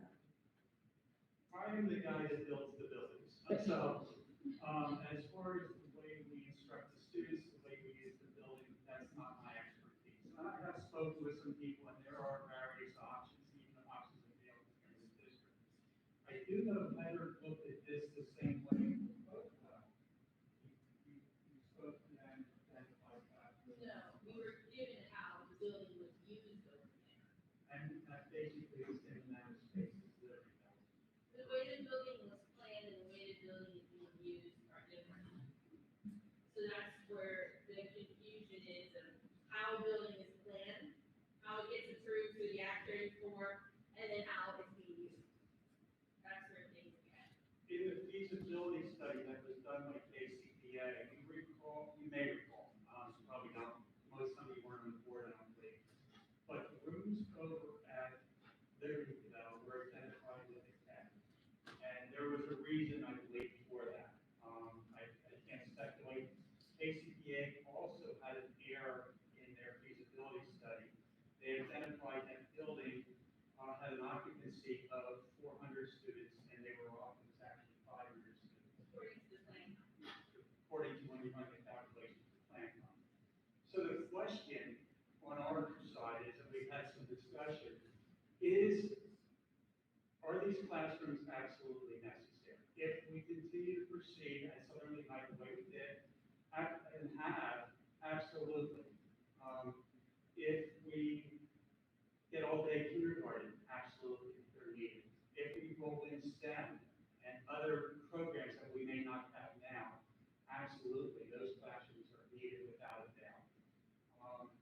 Do we need secure entrance? Absolutely. There's a lot of stuff here that we do need, but do we need the 6 classrooms? That's what we have to discuss a little bit, I think, as a board between us. Tom, do you know what would the repercussion be if we didn't build them now? If we decided, you know what, okay, we believe that we could make do with the way it is currently, and 5 years down the road, we realize, oops, no, we can't. Now, what's the financial repercussion of not doing it when we do everything else and waiting 5 years to do it? Financial repercussion, here's a perfect reason that you may decide you want to do this. As Ken indicated, the borrowing rate is lower than it's been in years. You will never see it this low again, probably, or at least not in a long time. It's going to start going up. When it goes up, we also have inflation. Over the past 8 years, it's been about construction inflation, about 4.4%. That may be out of the budget of the school district once you get down the road. So this is where, and this is why we're asking you and say we need to have some discussion around this. Yeah, I guess, go ahead, Angela. I mean, hearing this aspect of the conversation, and especially your comment about plan versus use of a building and how that can really affect the allocation of resources. Mr. Berge was saying, if we do full day kindergarten, if we do STEM, if we do these things, it seems to me that those decisions should be driving the design, right? And, because those have not been determined yet, and we haven't collectively set the vision for what that is gonna be, it just seems, I'm just not sure how we, most effectively design and build a building if we haven't made those determinations about how it's gonna be used. Correct. So. And just if you don't mind, if I could go through this plan really quick. This is showing the 6 classroom expansion. Thank you. It's showing the 6 classroom expansion. And what that does is it puts 5 classrooms per grade, first, second, and third. So that's pretty common. Anything larger than that is a much larger school when you have more kids. So what this plan is showing you is 5 per grade. So, and then it's showing down here, 4, which potentially 5 could be full day kindergarten. So this plan is kind of preparing for the future of you considering full day kindergarten. What this plan also does have is that additional educational philosophy of pulling kids out, teaching them collaboration, things like that. So what you'll see at every end of every, we'll call pod, there's a large group room where these group of individuals have this space to come together and learn collaboration at the elementary level. What it also has, so that's in all of them. You know, could these spaces in the future, so you have this huge development, are these spaces available for a classroom versus a large group? Absolutely, that gives you that additional flexibility. The STEM area right here, this large flexible space can be that science area, but it can also be adaptive. So this plan is showing if you decide to proceed with a particular educational program, like you said, while making the maximum student 25 per classroom, like max, that would be like your max, that's what this would be showing. Did it just click for me that when you're talking about traditional use versus parent? Yes, where traditional is where you're that first grader, you stay in your classroom all day, but you come out and go to art, you come out and go to music, but you're in that classroom all day.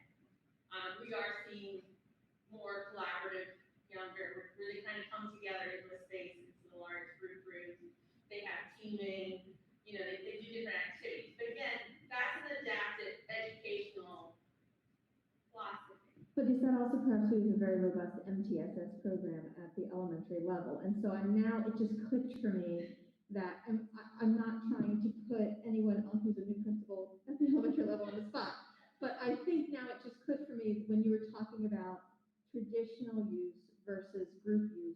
We have, as a philosophy, as a district, said we would have a robust MTSS program and pull-out program, and that has really benefited our students, and we've relied on it this year, especially in all aspects. So when you said that, it clicked for me, we have made some of these overarching educational, philosophical, directional decisions. So this is the direction we're going, because when you have that pull-out collaboration, homogeneous grouping, heterogeneous grouping, flexibility to serve the best interest of students, and to kind of put those dollars at the younger level, so we have better for the students overall, better student growth, fewer special ed costs as they get older. So is that, am I understanding someone with an education? I'm getting an educational nod. Is that the correct understanding?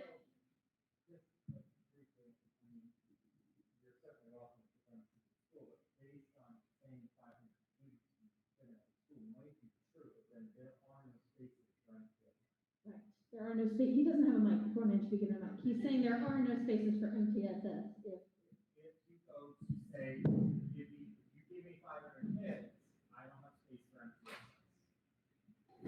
Which is a philosophical cornerstone of the way we program our educational programming right now, I believe.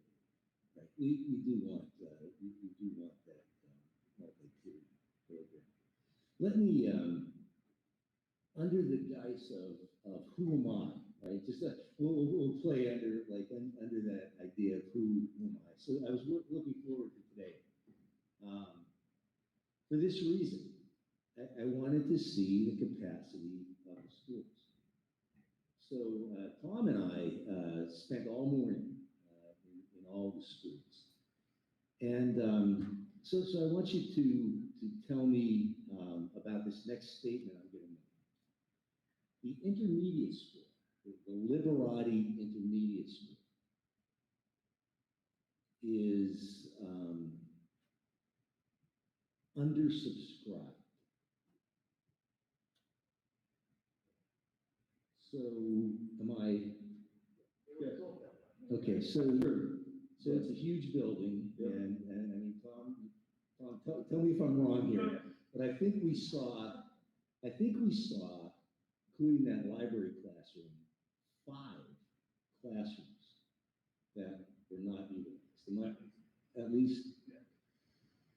So, in looking at budgets and in looking at construction, and for many years of doing this, I was also at the middle school today, and again looking at capacity, and you know, there's so every teacher has their own room. So let me tell you what that means. So if you teach 5 classes in an 8-period day, that room is not utilized 3 of those classes. Now, again, it's beautiful to have your own room, but everybody, and is it neat? So I was talking to the principal, and Dr. Donnie said, we had sixth grade here. And we would love to have sixth grade back because, from an educational standpoint, guys, a two-grade school, so 7 and 8, is not the best for a lot of reasons. The transitions are quick. The ability to tie to adults. When you find an adult, in the next year you're out, and you really can't tie in.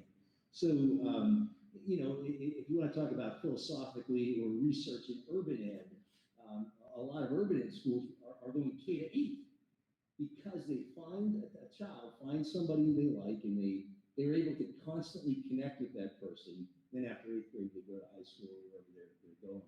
So they actually try to elongate the stay.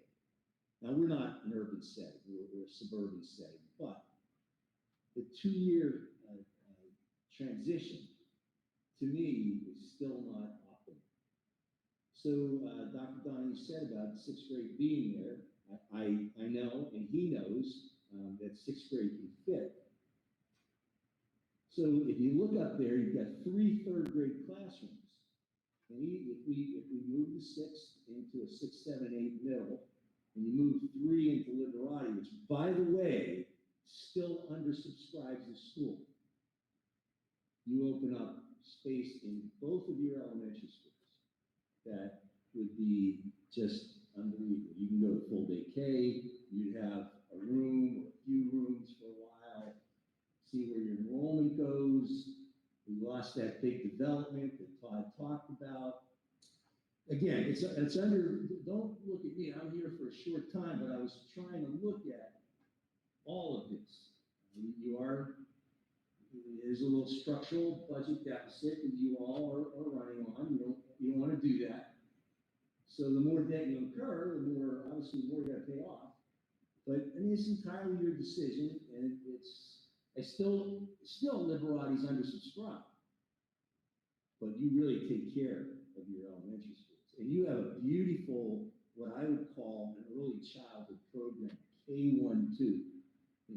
All little guys in 2 kind of neighborhood elementary schools, and then 3, 4, 5, where they start hitting that like tweener age, if you will, are together. 6, 7, 8, nicely together, leading into your 4th grade traditional high school. We had, you're actually circling back to a conversation we had a while ago of a concentrated early childhood program in that exact format.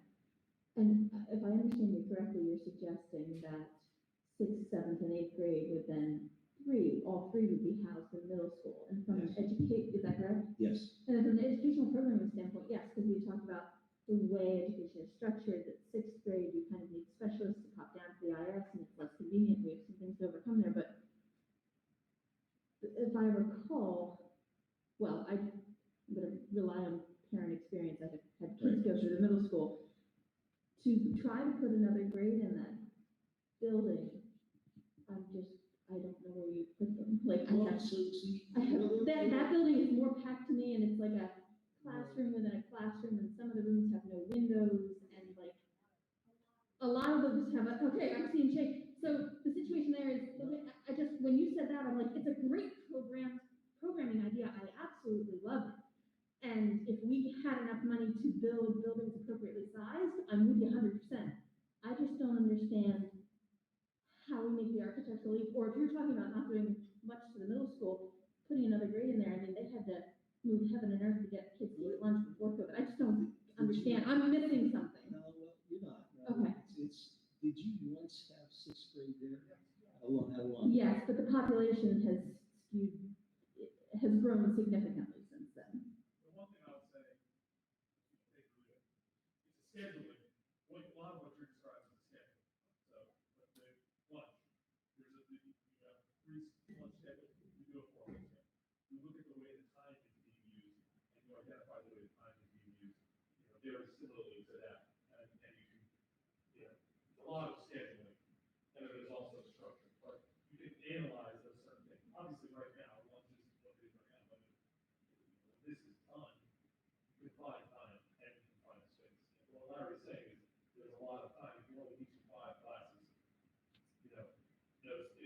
what they are right now is a 9-period day, it means that those classrooms are being left open, for other parts of the day. So it's a conceptual thing, because like you see the building is what it is, but you have to think about the space in terms of, like, if you look at a 100% slider, what does each room being used at 100% of its use for the day? Is it being used 70% of the time, or is it to build the room? And it's like checkerboarding on a big wall. This space is being used these times. I mean, we used to do it on this tiny spreadsheet to say, this room is being inhabited, this building, every space has to be used every period because there's not enough space. And it's just the same thing we got. So that's what you meant by every teacher has their own room, and that's great, but that's what your lead-in was, you have to be flexible in the space thinking, that's what you meant. You know, high school principals, scheduling is critical, especially scheduling a building that is smaller. So you've got to know where to put everybody. It doesn't have the luxury of sitting in their classroom, they go to a faculty room. But it's definitely doable by all stretches of the imagination. Of course, there is another option that I know that I've heard that you don't like, maybe the community doesn't like, and that's just putting the third grade into liberal art, because without any doubt it will fit there. But then you have 3, 4, 5, 6 there, and I don't. I mean, again, you have to understand. As you look at me as a consultant, like, who am I? I'm not the guy here. Mike's here, and maybe we need to hear from Mike. But I don't like that organizational pattern, because I don't like that 2-grade organizational pattern. But so what do you do about it, Emily? I think you look at it from a scheduling standpoint, and the principal of the middle school believes he can do this, and in fact, is advocating for it. It's not coming from me. This is coming from Dr. Connie, who's lived it, and he believes he can do this and make this work. It's just at some point you've got to take a look at savings, because the other thing that I think, and again, who am I? But I think your fields, your athletic needs are real. Having a turf field or multiple turf fields solves so many problems for you, and even cost problems. Sure, they're expensive to put in 10, 12 years. You gotta redo them, but it's at a lesser cost. You just have to budget for it. Boy, that's a huge need for you guys. And I wouldn't want to see you cut back on that. But here, I see a problem, and I don't know how to solve it. Obviously, it's not an easy problem. But that intermediate school, you can add kids there, guys. You can add students there. So there's a couple of options, Emily.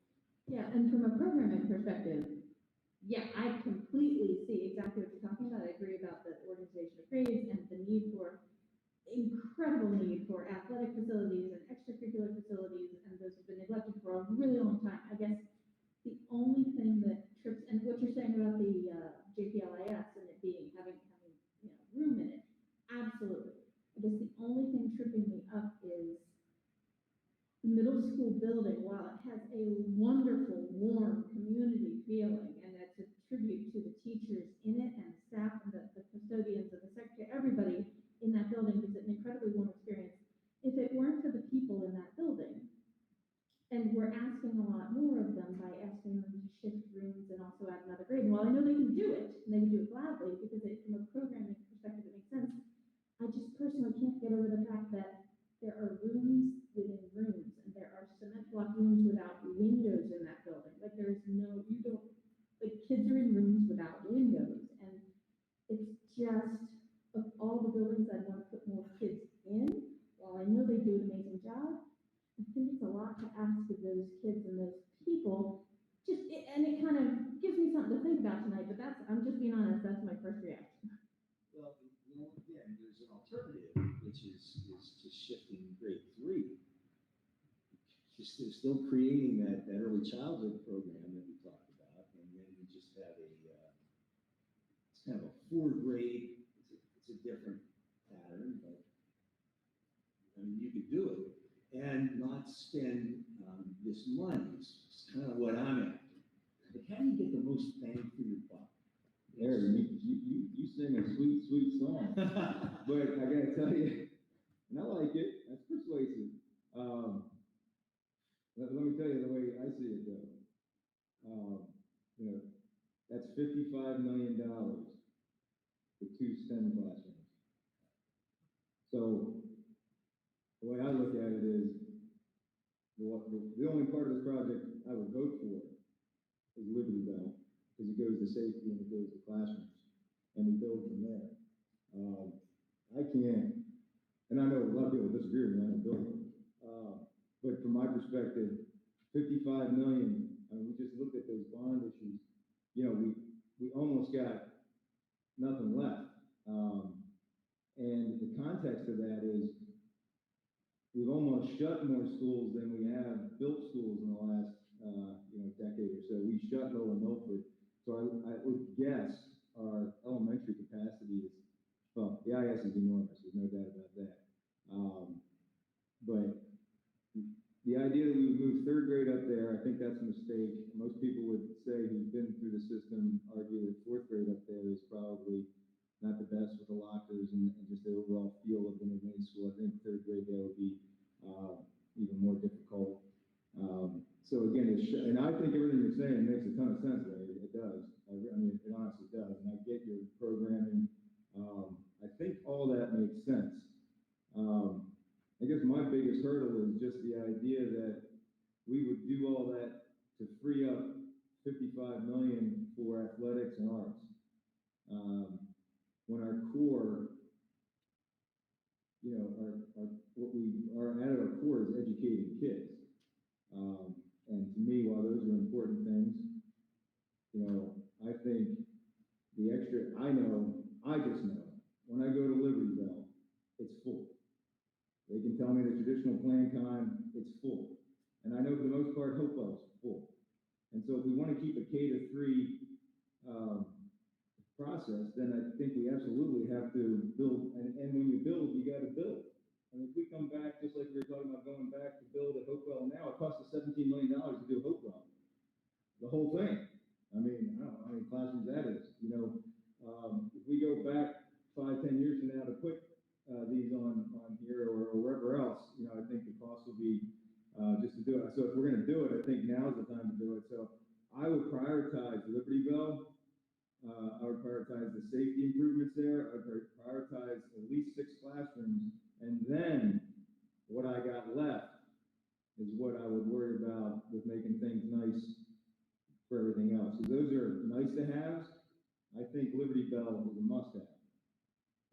Unless you're willing to do what you want to do, right? Because it makes sense. I'm not knocking what you're saying. What you're saying makes absolute sense, but I don't know if it makes sense in the district if you've seen the actual setup of 3rd grade, if you're already worried about 4th grade being at the intermediate school, or if you don't really like the middle school, like Ms. Gaiman says, I think there's problems with doing it that way. Jeff, I agree with you. I would not stop the front there and your bus route. I'm only looking at the classrooms. It just as another way to get space. Yeah. But no, I mean, I was at Liberty Bell today, and yeah, it's full. It's a full building. Whether it's overcrowded or not, I don't know, but it's a full building. What you're right about is the IS is not full. I mean, that got overbuilt. There's no doubt about that. I guess that's my only, and I have to couch this thing, my concern for you. I'm not here. I want to. You asked me to look. Yeah, no, that's great. I think we all appreciate it because you don't have a dog in the fight, but you really don't. Yeah, no, but I don't disagree with you, Jeff. If you keep the pattern the way it is, you certainly need space. So, Mr. Brady wanted to say something, yes. If I could, you may recall how this started way back when, was that we were taking care, this building hasn't been built since 99. A lot of things are 20 years old, a lot of things are failing at 20 years, older than 20 years. So we were looking at how do we carry this building for the next 20 years, next 25 years. The question came up from one of the board members, well, can that be built later or something to that effect? That's a quick, we actually discussed that today. The quick answer is if we change a program, if we add full day K, we can add that building very quickly without put the additional on at a later date. Yes, because you have a change in educational. Without Act 34, change in educational program. So that can actually be built in a future date very easily. As we indicated when this all started, all this stuff ties together. Golden axle has to be replaced. We're gonna do that, we may as well separate buses. Secure entrance, if we're gonna put this in here, we wanna make sure that it fits with the secure entrance. Some various things inside the building have to happen. The question is, does that have to happen right now? Is that something we look at in the future? And that's what started this conversation. If I could, a question for Mr. Berger regarding a safety issue. The stands at the stadium, how many years are we now beyond what was supposed to be their useful life? We're past the useful life probably about 10 years. We have engineers look at it every year, review it every year. That said, there are issues, and I feel very strongly we're past it happening in that stadium, including the bleachers. We've got a lawsuit issue waiting there as far as not replacing those stands. A major lawsuit issue, okay? Let alone the handicap issue of separating your family and everything else. As far as the auditorium, it's older than any one of us on this board. Probably some of us put together. And it does not serve the needs of this community anymore. So we can solve people moving to this district very easily by not investing in it anymore. Because people are already choosing other districts over ours. Because they're looking for more than just the education. And they're finding the education, but everything else that goes with it. So we can continue not to invest and see the property values continue not to go up like they do in other surrounding areas. But it's time that we start to put money into everything that makes this a school district. And that's more than just the classroom buildings. It is the facilities, it's the surrounding areas. And if we do it right, it actually would help the community overall and not just the students. And it becomes co-curricular if we put it in the right place. And I'm sorry, but phys ed, the last time I checked, is a requirement to graduate, I believe still, in Pennsylvania, that we have to offer it. So we need to have those facilities. And we also need to minimize risk factors for our student athletes when they are practicing and when they're participating. And quite frankly, our fields lend to issues right now because they're not safe. It's not okay to not spend money in those things. Sorry. But what we're being told is we don't have enough money. What I'm hearing, I suspect, since we're talking about finding ways to save money, is we don't have enough to do everything that was just discussed, right, in the presentation. My only point is this. I think the priority ought to be first to take care of the education piece, and then worry about, I'm not disagreeing with what you're saying, Bill, as far as if you can do it. But there does need to be a point where you don't have the resources to do all of it. My only point is, I think you need to prioritize first the education spaces and then the athletic and other nice-to-have spaces if you have it. But what it seems like, the only reason I can conclude this is I'm starting to hear about delay. Maybe we don't need 6 classrooms, maybe we do, hopefully later. The only thing I can conclude about that is that's because we can't afford the whole package. And so my only point is I wouldn't support cutting back on the education piece to afford everything else piece. I would go with this first and then build what you can of the other part. That's my only point. I'm hearing something different in that I truly believe that we don't optimize the space that we have to the best possible ability. I desperately, having lived in it, have had kids at all 4 levels at one time, when we had 4 kids in the district. We desperately need to get the 6th graders out of the intermediate school, because I have this perception, and I don't know if the data substantiates it or not, but bullying increased when you put a 6th grader with a 4th grader. There's a natural issue that an 8th grader with a 6th grader kind of mitigates that stage of life. And maybe it's just my perception having lived it for myself as I came up through the different levels, but There's something from a developmental perspective at the IS that having those two grades together is not benefiting us. And I would desperately love to see sixth grade go back to eighth grade. We did it. I don't know that the numbers from class sizes have changed all that much from when we did do it, and my oldest was in that situation. And if we do something where we have a very focused K through 2 and put 3 through 5 in the IS, and the IS, from what I understand, I wasn't on the board at that time, it was built as like a quasi middle school to be flexible. It's never been used that way. I think it was maybe a good idea at the time, maybe not, but to not use that space effectively to provide the best education and to provide the most room for that education, I struggle with that. And that's really more, how do we optimize the space that we have? I still don't know that we should have shut down or Lower Milford, but that's a whole nother discussion, it's sale. But looking at the space and optimizing it, but also improving two areas that quite frankly, this district has students that excel in terms of our arts programs and our athletic programs that are both very meaningful and enrich the person. I can't not invest in that. And I can't look to do that, quite frankly, in balance with whatever building issues we need.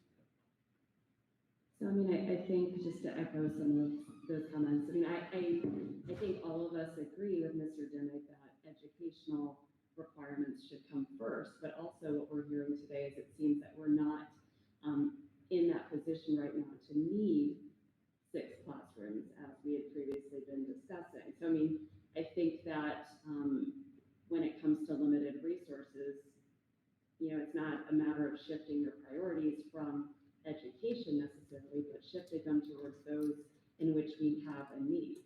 So, you know, I think I would agree based on the facilities that I've seen in surrounding school districts, including in the arts and athletics, that we have a need in those areas. You know, I've seen it myself firsthand. I did have a question also about the middle school, since it keeps coming up. Somebody mentioned earlier in one of the presentations that there was no longer a need for the middle school. And I thought we had some HVAC requirements and some, I mean, quite frankly, I do think the middle school could use some revamping. But again, I understand that we have the space and this is where resources come in handy, but why, do we not need those anymore? Because I thought those were required. When COVID hit, we were looking, okay, how do we pay for things? And at least what Mrs. Shaw was looking at, right now, based on what we're seeing, we can probably afford 55 million, which is basically everything that we've been discussing here. With some tweak, to answer your question, one way we did that was we pulled out the middle school and we plan to do that work under capital projects over the next 10 years. So next year, maybe the roof, the following year, secure entities. So every year, there was a plan put together to get that done over the next 10 years in middle school. We were also potentially looking at an ESCO project, which ESCO project performance contracting, and they would demonstrate how it pays for itself when you do the work. So we're also looking into that. Thank you, I appreciate that. But I would ask that as we move forward with things, you know, that nature for the middle school, that we prioritize the secure entrance, since we are, you know, obviously discussing that for Liberty Bell and the high school. I think it makes sense to do them simultaneously if possible. Mrs. Ward, I don't, you want to talk? Yeah, just, you know, a couple of things in terms of the suggestion to move the 6th grade to the middle school. One of the things that struck me that you were saying is that the principal was very supportive, would like that. I do think we should really consider what our educators are asking for and recommending. So, you know, I'd like to explore that a little bit more and hear more about that from the administration's standpoint. I know I've gotten feedback from people at the middle school that that transition from 6th to 7th is really difficult, and a lot of times, you know, the feeling is that it takes a lot of time in the beginning of 6th grade to get our students prepared and acclimated to the rigor of the middle school. So, you know, hearing about how, you know, whether that would be helpful recognizing Mrs. Gaiman's concerns about the building itself. But, you know, if we did have that set up before and we were able to make it, have a substantial population increases, I mean, I do think it is at least worth exploring, especially since we're hearing from the educators, administrators, that they would be interested in that approach. I do think, you know, when you have the fourth graders and the sixth graders, you know, the environment is a little bit, you know, it's a more mature expectations for the fourth graders to come in there, and then the sixth graders may not be as prepared for middle school. So I think it's worth exploring. And then just going back to the point about, you know, educational classrooms and spaces, I think we can't lose sight of the fact that, you know, as part of the additions at the high school, we are putting in a lot of additional educational space in the form of the STEAM spaces, and you know, we have a music education program. I mean, it is music education, and you know, we win awards, but the program has continued to expand. We have phenomenal instructors, Mr. Fisher, Mr. Ware, you know, everybody in that program, and it keeps getting bigger and expanding. And you know, we have to be able to accommodate them and give them the resources they need for it to continue to excel. So, you know, I just think we can't lose sight of the fact that that is all, we educate the whole child. So it's not just education in the form of, you know, what we're learning in the standard classrooms. Thank you. I'll just echo, I feel pretty strongly that we need to be focusing on the whole child. That's what we've always been talking about. We've been talking about since I've been on the board, and that to me does include the athletics and arts part of that education. You know, just because Dr. Muslim kind of threw some kind of crazy things out there, so it made me start thinking. And please, I'm just putting it out there to, you know, again, going back to that 6, 7, and 8, if that's supposed to be, you know, what educators are really, you know, are looking for, and that seems to align. Again, I'm just putting it out there. You know, would we consider making the IS the 6, 7, and 8? And just, you know, K-3 where it is, and 4 and 5 in middle school. I'm just putting it out there. I don't, you know, if that's ever been, you know, talked about or discussed, I have no idea. Oh, there's Speaking crazy. Right, I think this is opening up, I think my question for the night is, what do we need to accomplish tonight? Because there are a whole lot of moving elements to this, and I think that right now, I'm just unsure what direction would best help. That was definitely at the end of the night, I was thinking to Mr. Berge, what do you need from us? Right, and the other side of that is, all these are great ideas and everything, but yeah, the philosophical, you know, we've been there, done this, and this is where we are, so I'd hate for us to loop back around and accomplish, you know, nothing, because I agree, we're looking at the whole child, and we're all trying to address it in different ways. Mr. Khan has something to say, hopefully, to help us, guide us and help us. Having gone through this rodeo a few times, but not as often as those folks are, this strikes me as one that could easily be done as an option, right? The 6 classrooms. You could continue the design phase, you could even continue the spec phase if we got that far, but have those 6 classrooms as an option. You can explore the other things in the interim. You won't have to vote on that option until literally the night you're awarding contracts. Like, you'll have that long to work on. As long as the option is presented. Now, it is true that arguably, if you decided right now we weren't going to do the classrooms at all, that would take you under the Act 34 threshold. You wouldn't have to do it at all. On the other hand, from a sort of public PR communication transparency thing, it's not a bad idea to have the hearing anyway. So to answer your question, what we're trying to accomplish tonight, one is the classrooms, the 6 classrooms in Libertyville. There is another option that Libertyville ultimately gets delayed while some other options work out. Do we build the 6 classrooms?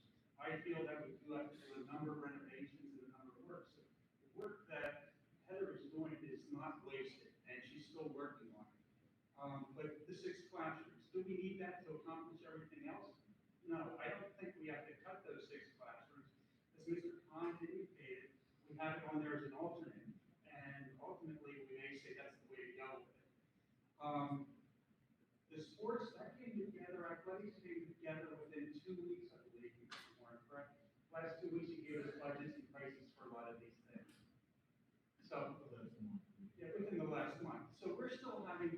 chewing on this, how do we get it accomplished? We just met 2 weeks ago with the various use groups. Definitely everybody's looking for turf over at the high school, correct? Yep, so that's a definite goal there. Can we maybe forego the lights in the stadium, keep the existing lights and put lights over at the high school, a little bit more money? That's possible, but we need some direction, one, the 6 classrooms, and need direction on athletics a little bit, which would normally happen at a committee meeting where just a few board members would be discussing options, and that's where it normally happens. Here we're discussing it now, so we're looking for what is needed around sports. On the lights, I kind of think there would be some cost savings from LED to what's there now. It's from like 1974, if I remember correctly. Yes, if you remember back in 2013 to 16, we did the energy project, energy work here, not project, we were doing energy consumption. 2013, we did a ESCO project, it was at that point half, wasn't 129, I think it was at 134, whatever it was. They looked at the lighting, and based on the amount of time that's used, there wasn't savings in the stadium. If we get a turf field in the stadium, then it would make sense. As a grass field, it does not make sense, because as you heard, that stadium, that grass field is already overused. Yeah, because I mean, the biggest thing in talking with athletic directors for the years that our kids were doing high school sports, and we were traveling around to the various facilities, anywhere 2 hours south to 2 hours north. Having turf was practice time. The games was secondary. It was everything that happened with practice. So having lights on that practice and that cost going up, because the stadium is predominantly for games right now.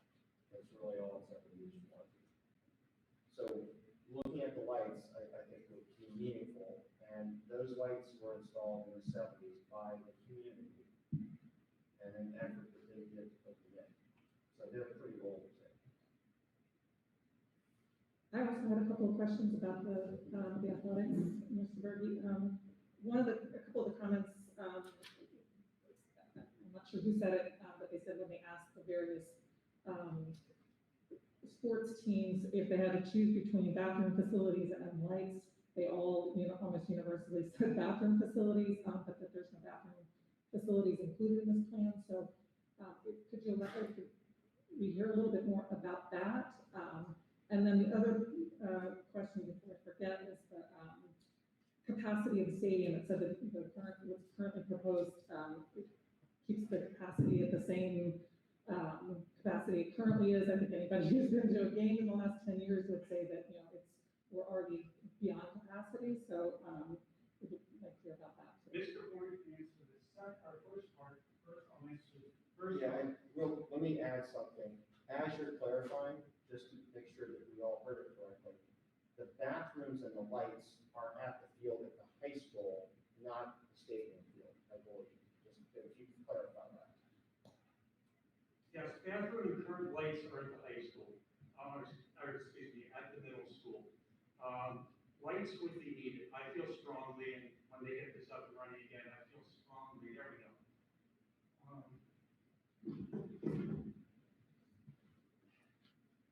Right now, if you recall, we're at 54.1 million. Mrs. Shaw was looking at borrowing 55 million. So there is potential there for some buffer to be treated with alternates or a number of plays. But and that number that is 54.1 million is the 5.9 million. If we add field lighting over at middle school, that's 400,000. We're still under the $55 million budget. Amenities and restrooms currently, everybody goes into the building. We have custodians in the building. They come into the building to use restrooms. Could it be a project at some point in the future? Absolutely.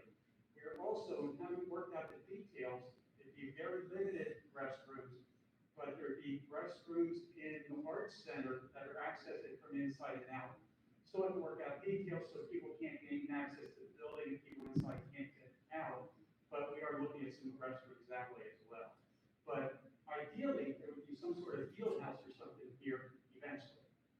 And this is a formal answer to their part. Todd, you and I have spoken about this. Mr. Horn knows about it. Many years ago, you did the work up at Wyoming Seminary. And it's pretty much exactly the type of field that we're talking about. They have temporary stands. They have a building that is their concession stand with restrooms on either end of it, and then storage in the middle of it. To do a small building like that at the field at the high school, and then have temporary stands at that field, what would that cost be in comparison to the more permanent fixtures that you have there? Are you referring, Wyoming STEM, are you referring to the singular primary field hockey field? Correct. Or the double field? No, not the newer field that you've done, but the singular primary field that's for lacrosse, field hockey. Yeah, we can have that as well, sure. Yeah, you did it like 2007, 2008 timeframe. Yeah, so, portable seats, and a very small storage concession and singular restroom. Because you have portable seats, you don't have to meet building code, where for every so many permanent seats, you need to provide X number of toilets per gender. If it's portable seats, you don't really need to do that. So that's what you saw, that's what you see up there at Wyoming STEM. So there you're looking at, there's portable seats where, I'm gonna say maybe $40,000. And that small two-car garage size amenities building, that's very modest, but serves their needs for a state championship field hockey program. I'm going to say that is $350,000 for that type of building. Very nominal. So just to, so again, everybody's saying correct. So what do you think if we took these optional items, we took the 6 classrooms and we make them all options on the bid list, right? So this way the board can pick and choose. Am I right? If we make the bid list, put it out, and say, this is option A, this is option B. I mean, we can go to option C if we want, right? I mean, yes, we can pepper the public bid package for the athletics with alternate bids. And pick up alternate bids, get numbers on those components. The key though is we would have to design and seek permitting for everything as if it were going to be built. And then to allow you the flexibility of seeing what real numbers are and to allow you more time to come to a decision as a board as to what you want, classrooms versus outdoor classrooms versus amenities for those things. So permitting, what you need permitting on the building? What else would you need permitting? Permitting for moving of the soil, the NPDES permit, anytime you disturb more than an acre. Now, you're going to need that for the auditorium. The athletics would simply amend the auditorium's NPDES permit. Right. You would need, if there is an increase in permanent seats, technically the township is going to be interested per their code on how many parking spaces you have and how many toilets you have to service those.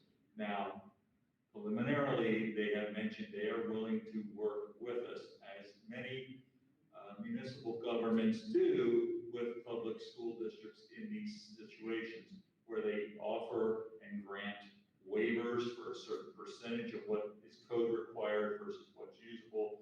Plus, with parking spaces, you're going to argue successfully that you have overlap parking. During the day, there's a certain group using using as parking space. Later in the day, there's a different group using the same parking space, because it was vacated from the other group. But those are issues that we would have to get permission. I have another question just in terms of options, because I had the same question that Mrs. Gaiman did earlier about the auditorium capacity. I do have concerns about an auditorium capacity that doesn't fit, all of the students we currently have for assemblies and things like that. That's one of the challenges that we have with current one of the many challenges of current facilities is that you have to split them up.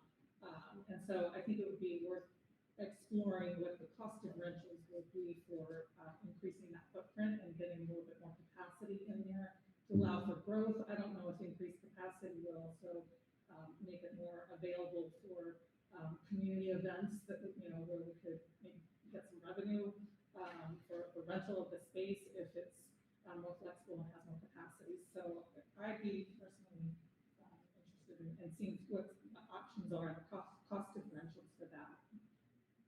One of the challenges with that, I know Mrs. Guerrero was looking for 1,500 seats, which would pretty much take care of the entire population here. There was a lot of discussion around that and the impact of budget. How do we accomplish that within the footprint we actually have to work with, which was part of the challenge as well? Do we put in a balcony? But if you put in a balcony, you need elevators and a lot of other things that add a lot of cost. The ideal level was 1,000 students. If we are to step back again, and that was discussed with the superintendent and various groups, if we do step back and say, something we can increase the budget beyond what we were allotted, it will require pretty much a redesign and hold this whole project up probably for months. Potentially, but that's not an easy option to do, because building size, to add more seats, you change the whole design of the building. That's not as easy as like classrooms, because that's a separate entity. But to add more seats, we have to change the current design, which were, whatever, 40% grew already. I mean, it can be done, but again, it's put us back a little bit on stick. And Emily, I'm sorry, go ahead. I'm just gonna say, I used to work with somebody who said, things done cheap, fast, and correctly, but you can usually only pick two of the three. I think that it would be, I would just really like to make sure we have consensus that if we are gonna go with that, that it's gonna meet the needs and be, optimal for that capacity. I think if we have to delay it for a couple of months to get it right, I personally would be willing to do that. I would just hate to see us locked into something that, won't serve the needs of. Do we have any idea what size comparable school districts offer for their auditorium? Yes, well, this is the same size as the older auditorium that we frequently use. That's 1,000 seats. So that's what this is. We have looked, I do know Stockton Valley probably has the most seats anywhere. 14, Stockton Valley has 1492 for their graduation year. Zollner has 1,014, and the last plan that I saw in April 6th was 976. And our classes run about 280 a class. And what's the current capacity? 606. Thank you. So, and Mike, maybe you want to weigh in, but from my background, very, very rarely, it does happen, but very rarely does a high school have an auditorium that fits everybody. Coming from downtown, we didn't. And Mike, I don't know if you have seen that up your way, but. I think it would be unusual to see an auditorium that would be able to house the entire student body. More often than not, I think it would be a fraction of that number, but I'm sure in cases that there would be an opportunity. But I think more often than not, it's less than the full student body. And I guess I've been sitting there and I find myself with the microphone. And I'm thinking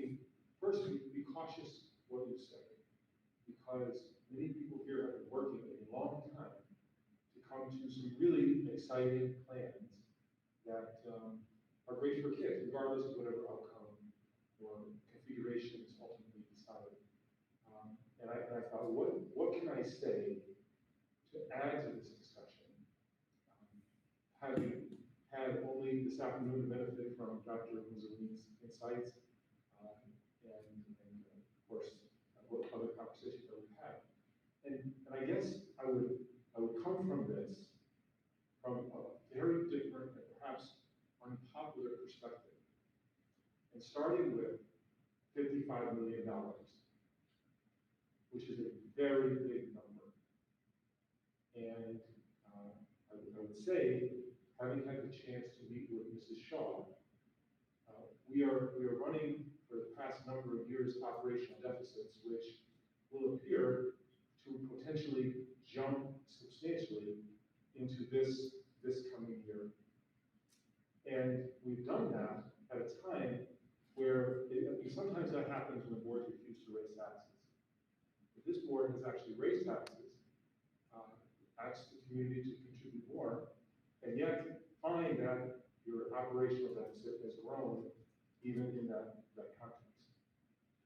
And so, while we do see financial arrangements that say your debt does not increase, your costs really do. Because if you do nothing, and I'm not saying that nothing is an opportunity, but if you do nothing, in 10 years, you free up over $5 million of operational revenue back into your system. Because debt payments then are no longer have to be made, and you go back into being able to funnel that into the operation, which is currently running at a deficit when taxes have been going up. And so I would just respectfully suggest that as you look at this for so many good reasons, all of them very much valid, that you look back to say, how necessary is this in the context of what we're going to have to do with respect to budget, and potentially what we have to do with respect to the operation of the district going forward to get back to sustainability, which is a very important objective for us to be able to provide long-term opportunities for our kids. And so I have a very hard time weighing in on whether there's lights in this building or lights at this field or bathroom at that. All are important. I would say that I very much value what I've come to value everything that Dr. Mussolini has been saying in the time that we've been together, but I would love to see tonight in front of each board member different options as to configurations for our schools, and discussion about staffing and deployment of educational resources in a way that gets the maximum efficiency. It may not have the right groupings, but then there's a discussion rather than Dr. Mussolini's anecdotal, but I think very insightful observations from his tour of the buildings. So again, I don't know that those words have added any value to this conversation, but I guess that they are cautionary words as we look at these great aspirations in the context of some of the operational challenges we're facing with the budget. Thank you. I think I'm going to go back to Mr. Fine, Mr. Berge. What do we need to accomplish for this evening? What do you need from us for this evening? I would say the primary thing is, do we proceed with designing Libertyville with a addition? Do we have the addition as, do we cut it? Do we have it as an alternate? Or do we plan on going 100% with it? That's probably the one thing we have to do. That defines Act 34. And if we can speed up the process of everything by avoiding Act 34, or if we go that process and have to do Act 34, which will drag it out for a period of time. So that's the one thing. I would say athletics, probably administration can step back. A lot of this information is very new to us. And we can come to the school board at a future meeting and make a recommendation, a solid recommendation with the guidance of the new superintendents on how we want to proceed with that. Dr. Mussolini, would you agree? Yes, yes. So it sounds like, I'm just, and you guys can chime in as a board, it sounds like for the Liberty Bell, we're split, so we're kind of in the middle that we want to keep it as an option. Would that be accurate for the board? Can I ask how much, cost savings there is in eliminating the six classrooms from the plan? I think it's roughly 12 million, but how much of that is actually in the classrooms? So Liberty Bell is, there's a lot more to the renovation aspect. We'd be touching just like every part of that building. The addition itself is roughly 2 to 3 million. Is it accurate to say that we'd like to still keep that as an option? We're not saying yes to it definitely and no to it definitely. I would like to, if I could just have a Yeah, comment. sure. We have been talking about all of this for years. Mm-hmm. It's not been like 1, 2, or 3 conversations. It's been like several, a dozen conversations. I did like the crazy ideas. I'd like to hear more about maybe reconfiguring our schools. And I think it was 2009 that maybe the animated school opened up. Because my daughter actually taught 6th grade in the middle school, I think that was in 2008. I think we need everything that we're talking about. And I do think we, Mr. Dennis pointed, if we're going to keep spending big money, that we should have more classrooms. I think we're gonna need them. Thank you. So back to the classrooms, yes, as an option. Classroom's the only piece of this whole thing I support for the most part. $55 million is too much money. $120 million debt from 49 currently is way too much.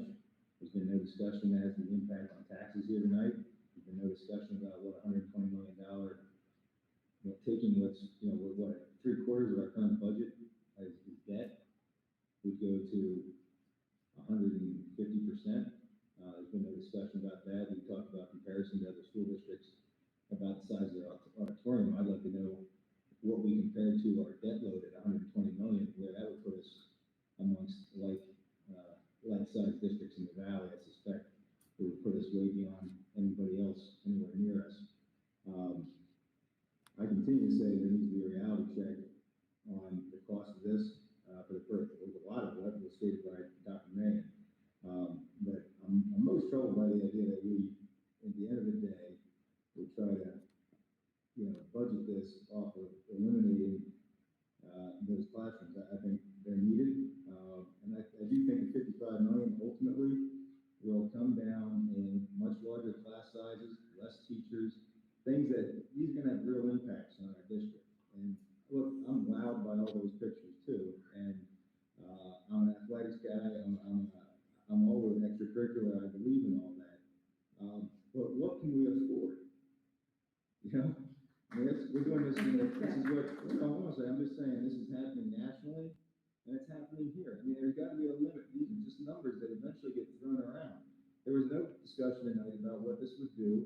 We talk about attracting folks from New Jersey to come here to our district and keeping, up with all that. My point is, what about, the people that have lived here for 50 years and now don't have children anymore and are paying their taxes on fixed income. Those are discussions that I think we're divorced from that in some way. So that's just my way of taking a little bit of time to state my concerns about this in total. But that's where I'm at. But yeah, I'm saddened by the idea that at the end of the day, all we've discussed, that's what we decide. The $2 million for 6 classrooms on Liberty Bell, that's where the cut comes. I don't think that's where we're saying that's where the cut is going to come from. We're saying we want to know, I think we're all saying we need more. We don't know what we're actually saying yes and no to right now. We don't have, we need, I guess in a way that you were mentioning, options so that we know what we are exactly agreeing to and not agreeing to. I don't think anybody can sit here and say, yep, let's launch 55 million, let's go for it. I don't think anybody's sitting here saying that. That's why I'm asking like Mr. Berge, what exactly do we need right now? And right now, he said he needs to know, moving forward, about the classrooms. And I think we're all saying we want to know more. And I think that's fair for us. And that's why we had to go through this whole exercise of the conversation on that. So that's, if I'm hearing from everybody, we want to say yes, that's still an option that we would like to explore, correct? Okay, and then Mr. Berge, that for the next thing.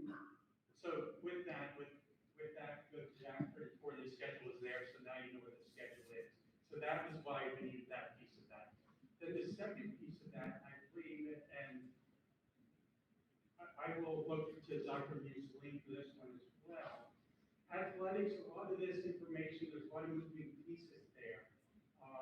I would think maybe administration has not sat down and really discussed that in detail. The biggest piece was Act 34, the schedule with Act 34 around this meeting.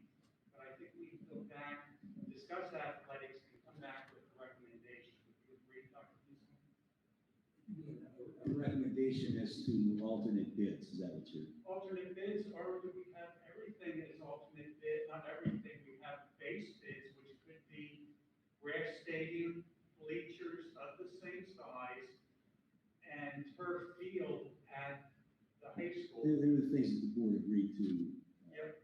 So I do think that's your base bid, and then from there, we've got to talk about alternates. Even with the addition, it appears it makes it within, so we're not cutting anything, even with the addition of Liberty Bell, we fit into that budget that we showed Right, there. we're not cutting anything, we're just getting a bid package that you can pick and choose once you get it, which is easy to do. So then we would proceed by pretty much everything that Mr. Warren has shown us, have it in there, have the number of alternates, and proceed in that direction. Does that make sense to you, Mr. Warren? Yes, questions, what extent is there any? Well, that might be another thing that we would want to discuss, because that amenities building would cause a lot of local permitting and different requirements. So, I guess a key question here, guys, and another reason why we're here is, do you want to have something near that field? So that the visiting team can change, so that, I think your locker rooms are on the other side of the school from the field. So that's a question. Do you want to use that? Do you want an alternate bid or not put it in at all? Because I guess we would have to go to the township to look for it. And this is for the fields at the high school. Yeah, this is for the And you're turf talking field. about- The turf field, the one sole turf field in the back of the high school. Because right now, what you've approved, what you have, and what we spec, it's just a turf field. No lights, no bleachers, no place to change. Mike, I have a question. What is the benefit? I mean, I understand the extra playing space, but how much approximately was the extra turf field? Approximately, you don't have to go nuts here looking for it. 2,000,000,799,466. So why, and I understand the sort of need for an extra field, but why not make the middle school field a turf field and make that our shining glory? And then, I guess I'm asking, why do we need the extra turf field at the high school? You're talking 2 million here, 2 million there. Well, there's the 2 million for the classrooms, and we have a beautiful stadium that has a beautiful turf field. I don't know. Some of that money was planned at the middle school in turf or grass. This number you're seeing here of 599, that's with grass. So some of this money will shift over to the weekend. Right, but that's what I'm saying. Instead of making an additional turf field at the high school, why don't we just make the middle school field a turf field and do it up? And then not put the other extra stuff in over at the high school? You can, it still makes it 5 million if you add the 1.174470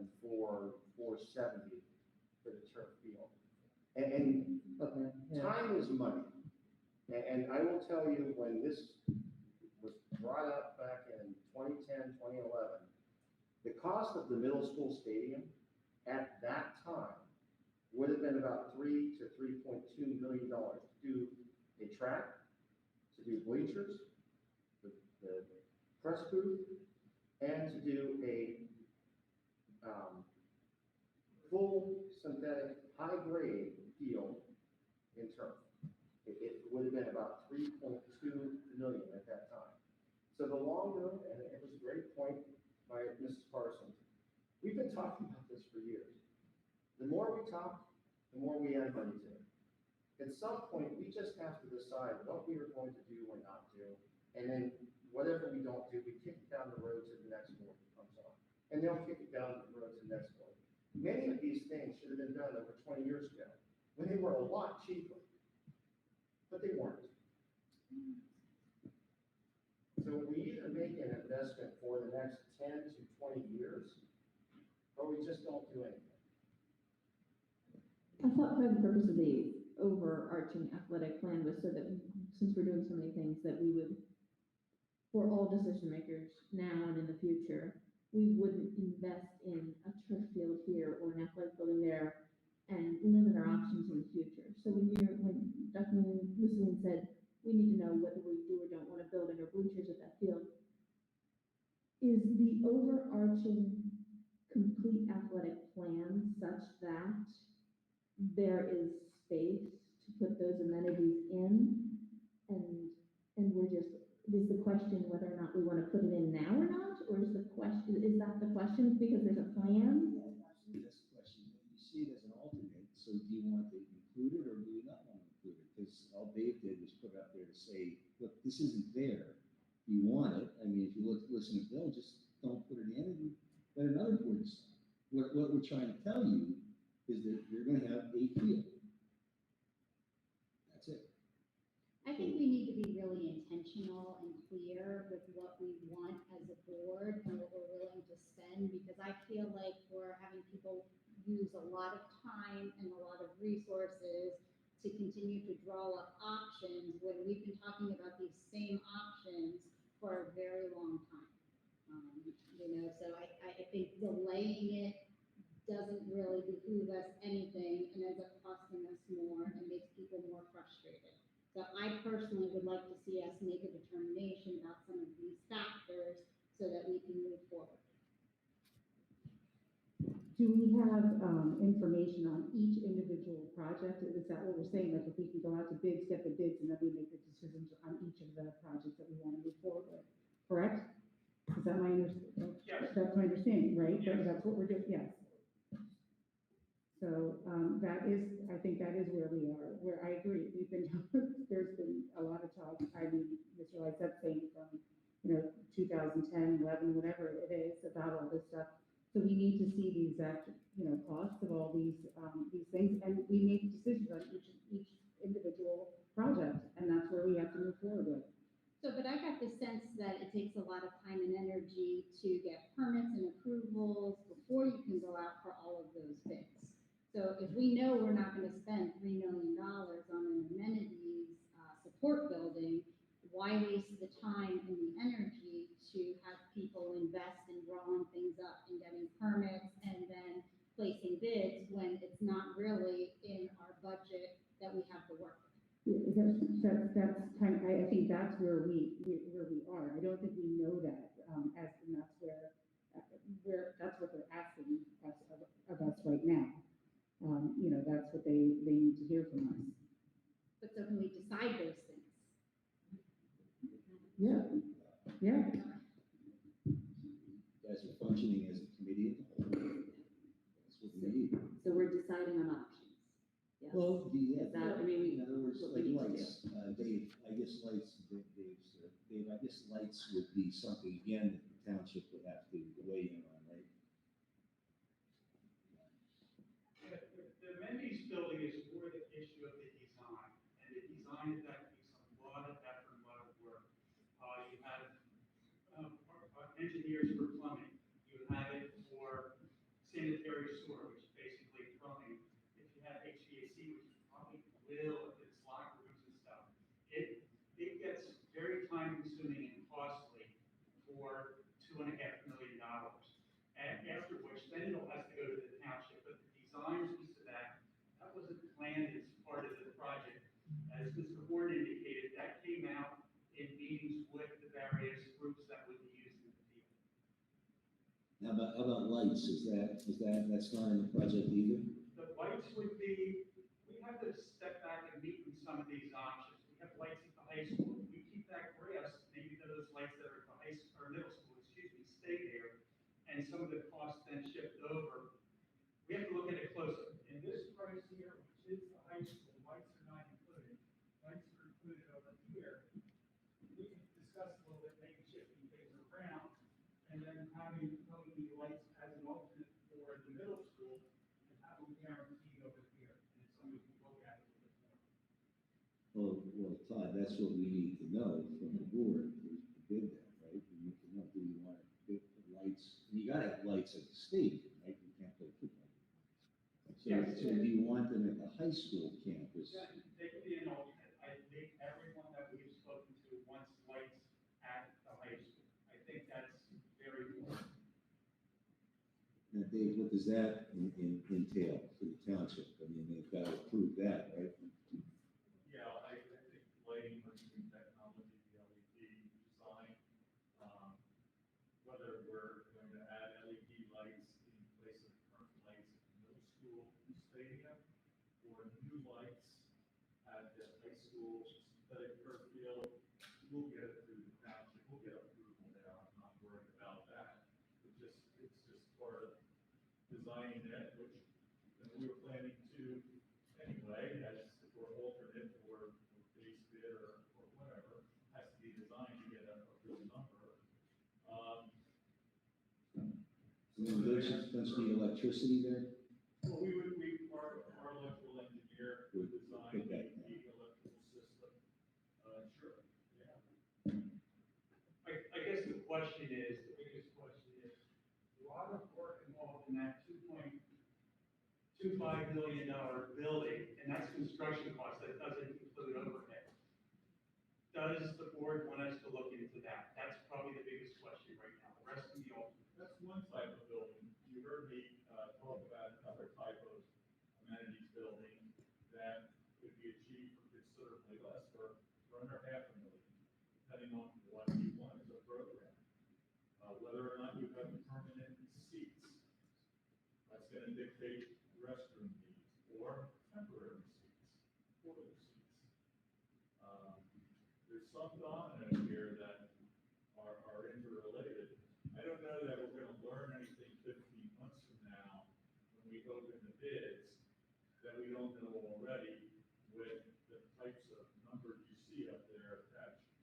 Those aren't guesses. Those are based on real jobs that we just completed of similar scope, real construction numbers with some escalation built in, both at Middletown and at North Penn.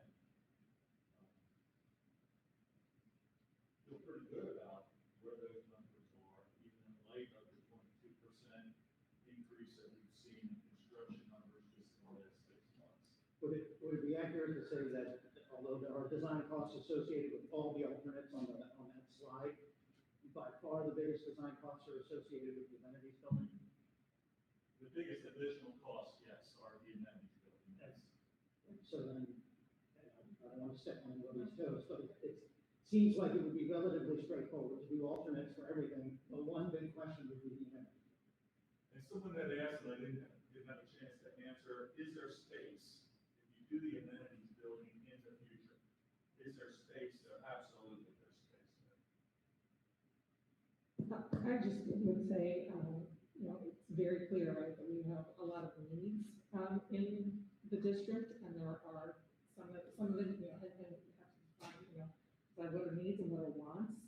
I really value, Dr. Mann's input and comments, and, as well as Mr. Doings, and being cognizant of the amount of debt that we are taking on, and trying to, look at how we can, be mindful of that, and, if some of that debt is gonna be retired in 10 years when we would be in a better position, so maybe some of those things that we could add on later, that, whether it might be a better approach, so we don't wanna box ourselves in so that we're limited, but for those things that are a big expense, currently, that we could potentially defer while we move forward with the very clear needs that we do have and have been working towards for a while.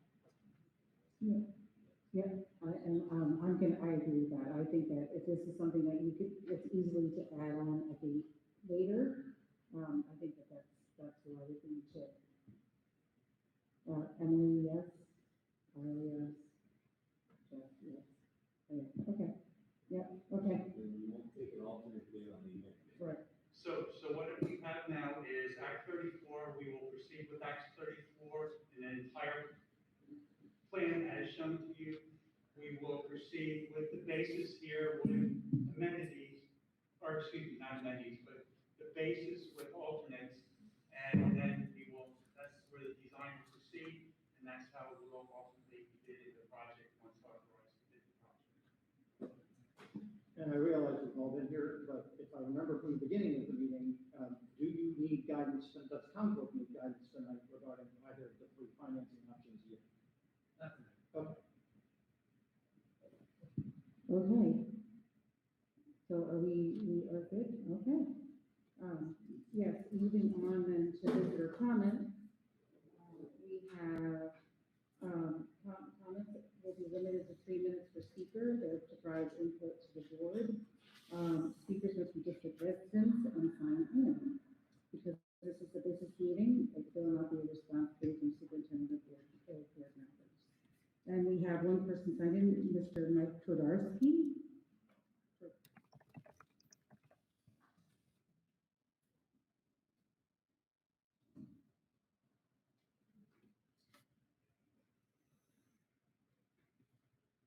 I just want to say that I'm saddened by what transpired last week with our Zoom meeting.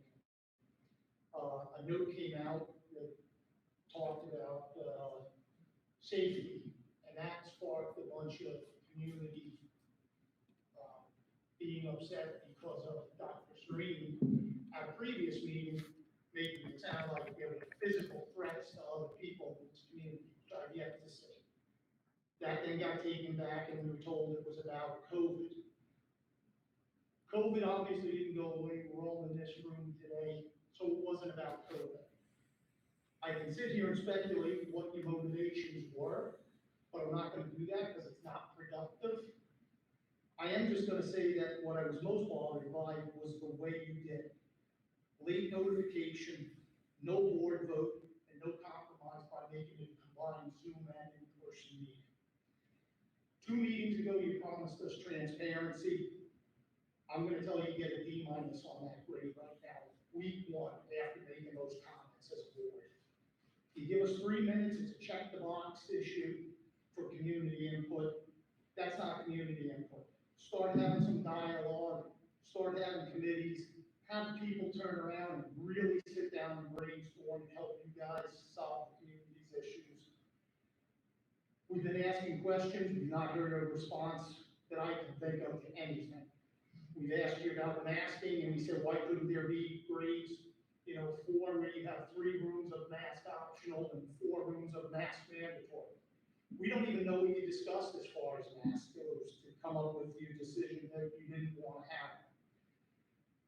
As far as it goes, we've asked for freedom of information documents, and who said not to give them to the community? Was it your legal counsel? Was it a board vote? Was it a few members? We've asked why DEI was the #1 priority after a year of losing in-person learning and all the adverse impact to the kids in this community. No answer. Mr. Dimick, you asked us to accept the new superintendent with open arms and give him a fresh start. You asked us to stop with FOIA requests because of the cost to the district. Well, I'm going to ask you, Mr. Dimick, in return, ask you and your peers that sit up there with you to stop painting the picture of your community as full of fear and racism that divides our community. I'm going to ask you to start having some real two-way dialogue with us. I'm going to ask you to answer answer questions honestly at the meeting right now while we're asking them. And it just really is funny that a board who sits here pushing DEI and diversity, equity, and inclusion, right now, you are pushing DEI, but it's about division, exclusion, and ideology, one that follows your own personal agendas. Mr. Superintendent, I suggest that you don't follow the board's agenda. Boards are gonna come and go, especially this one, if they keep acting the way they do. I ask that you be inclusive of the community, act with integrity, treat us all with respect, and we will welcome you with open arms and hope that you've helped this community heal and find solutions. Thank you. That is it for our agenda. I can have a motion to adjourn, please. And we are meeting in exec, after this.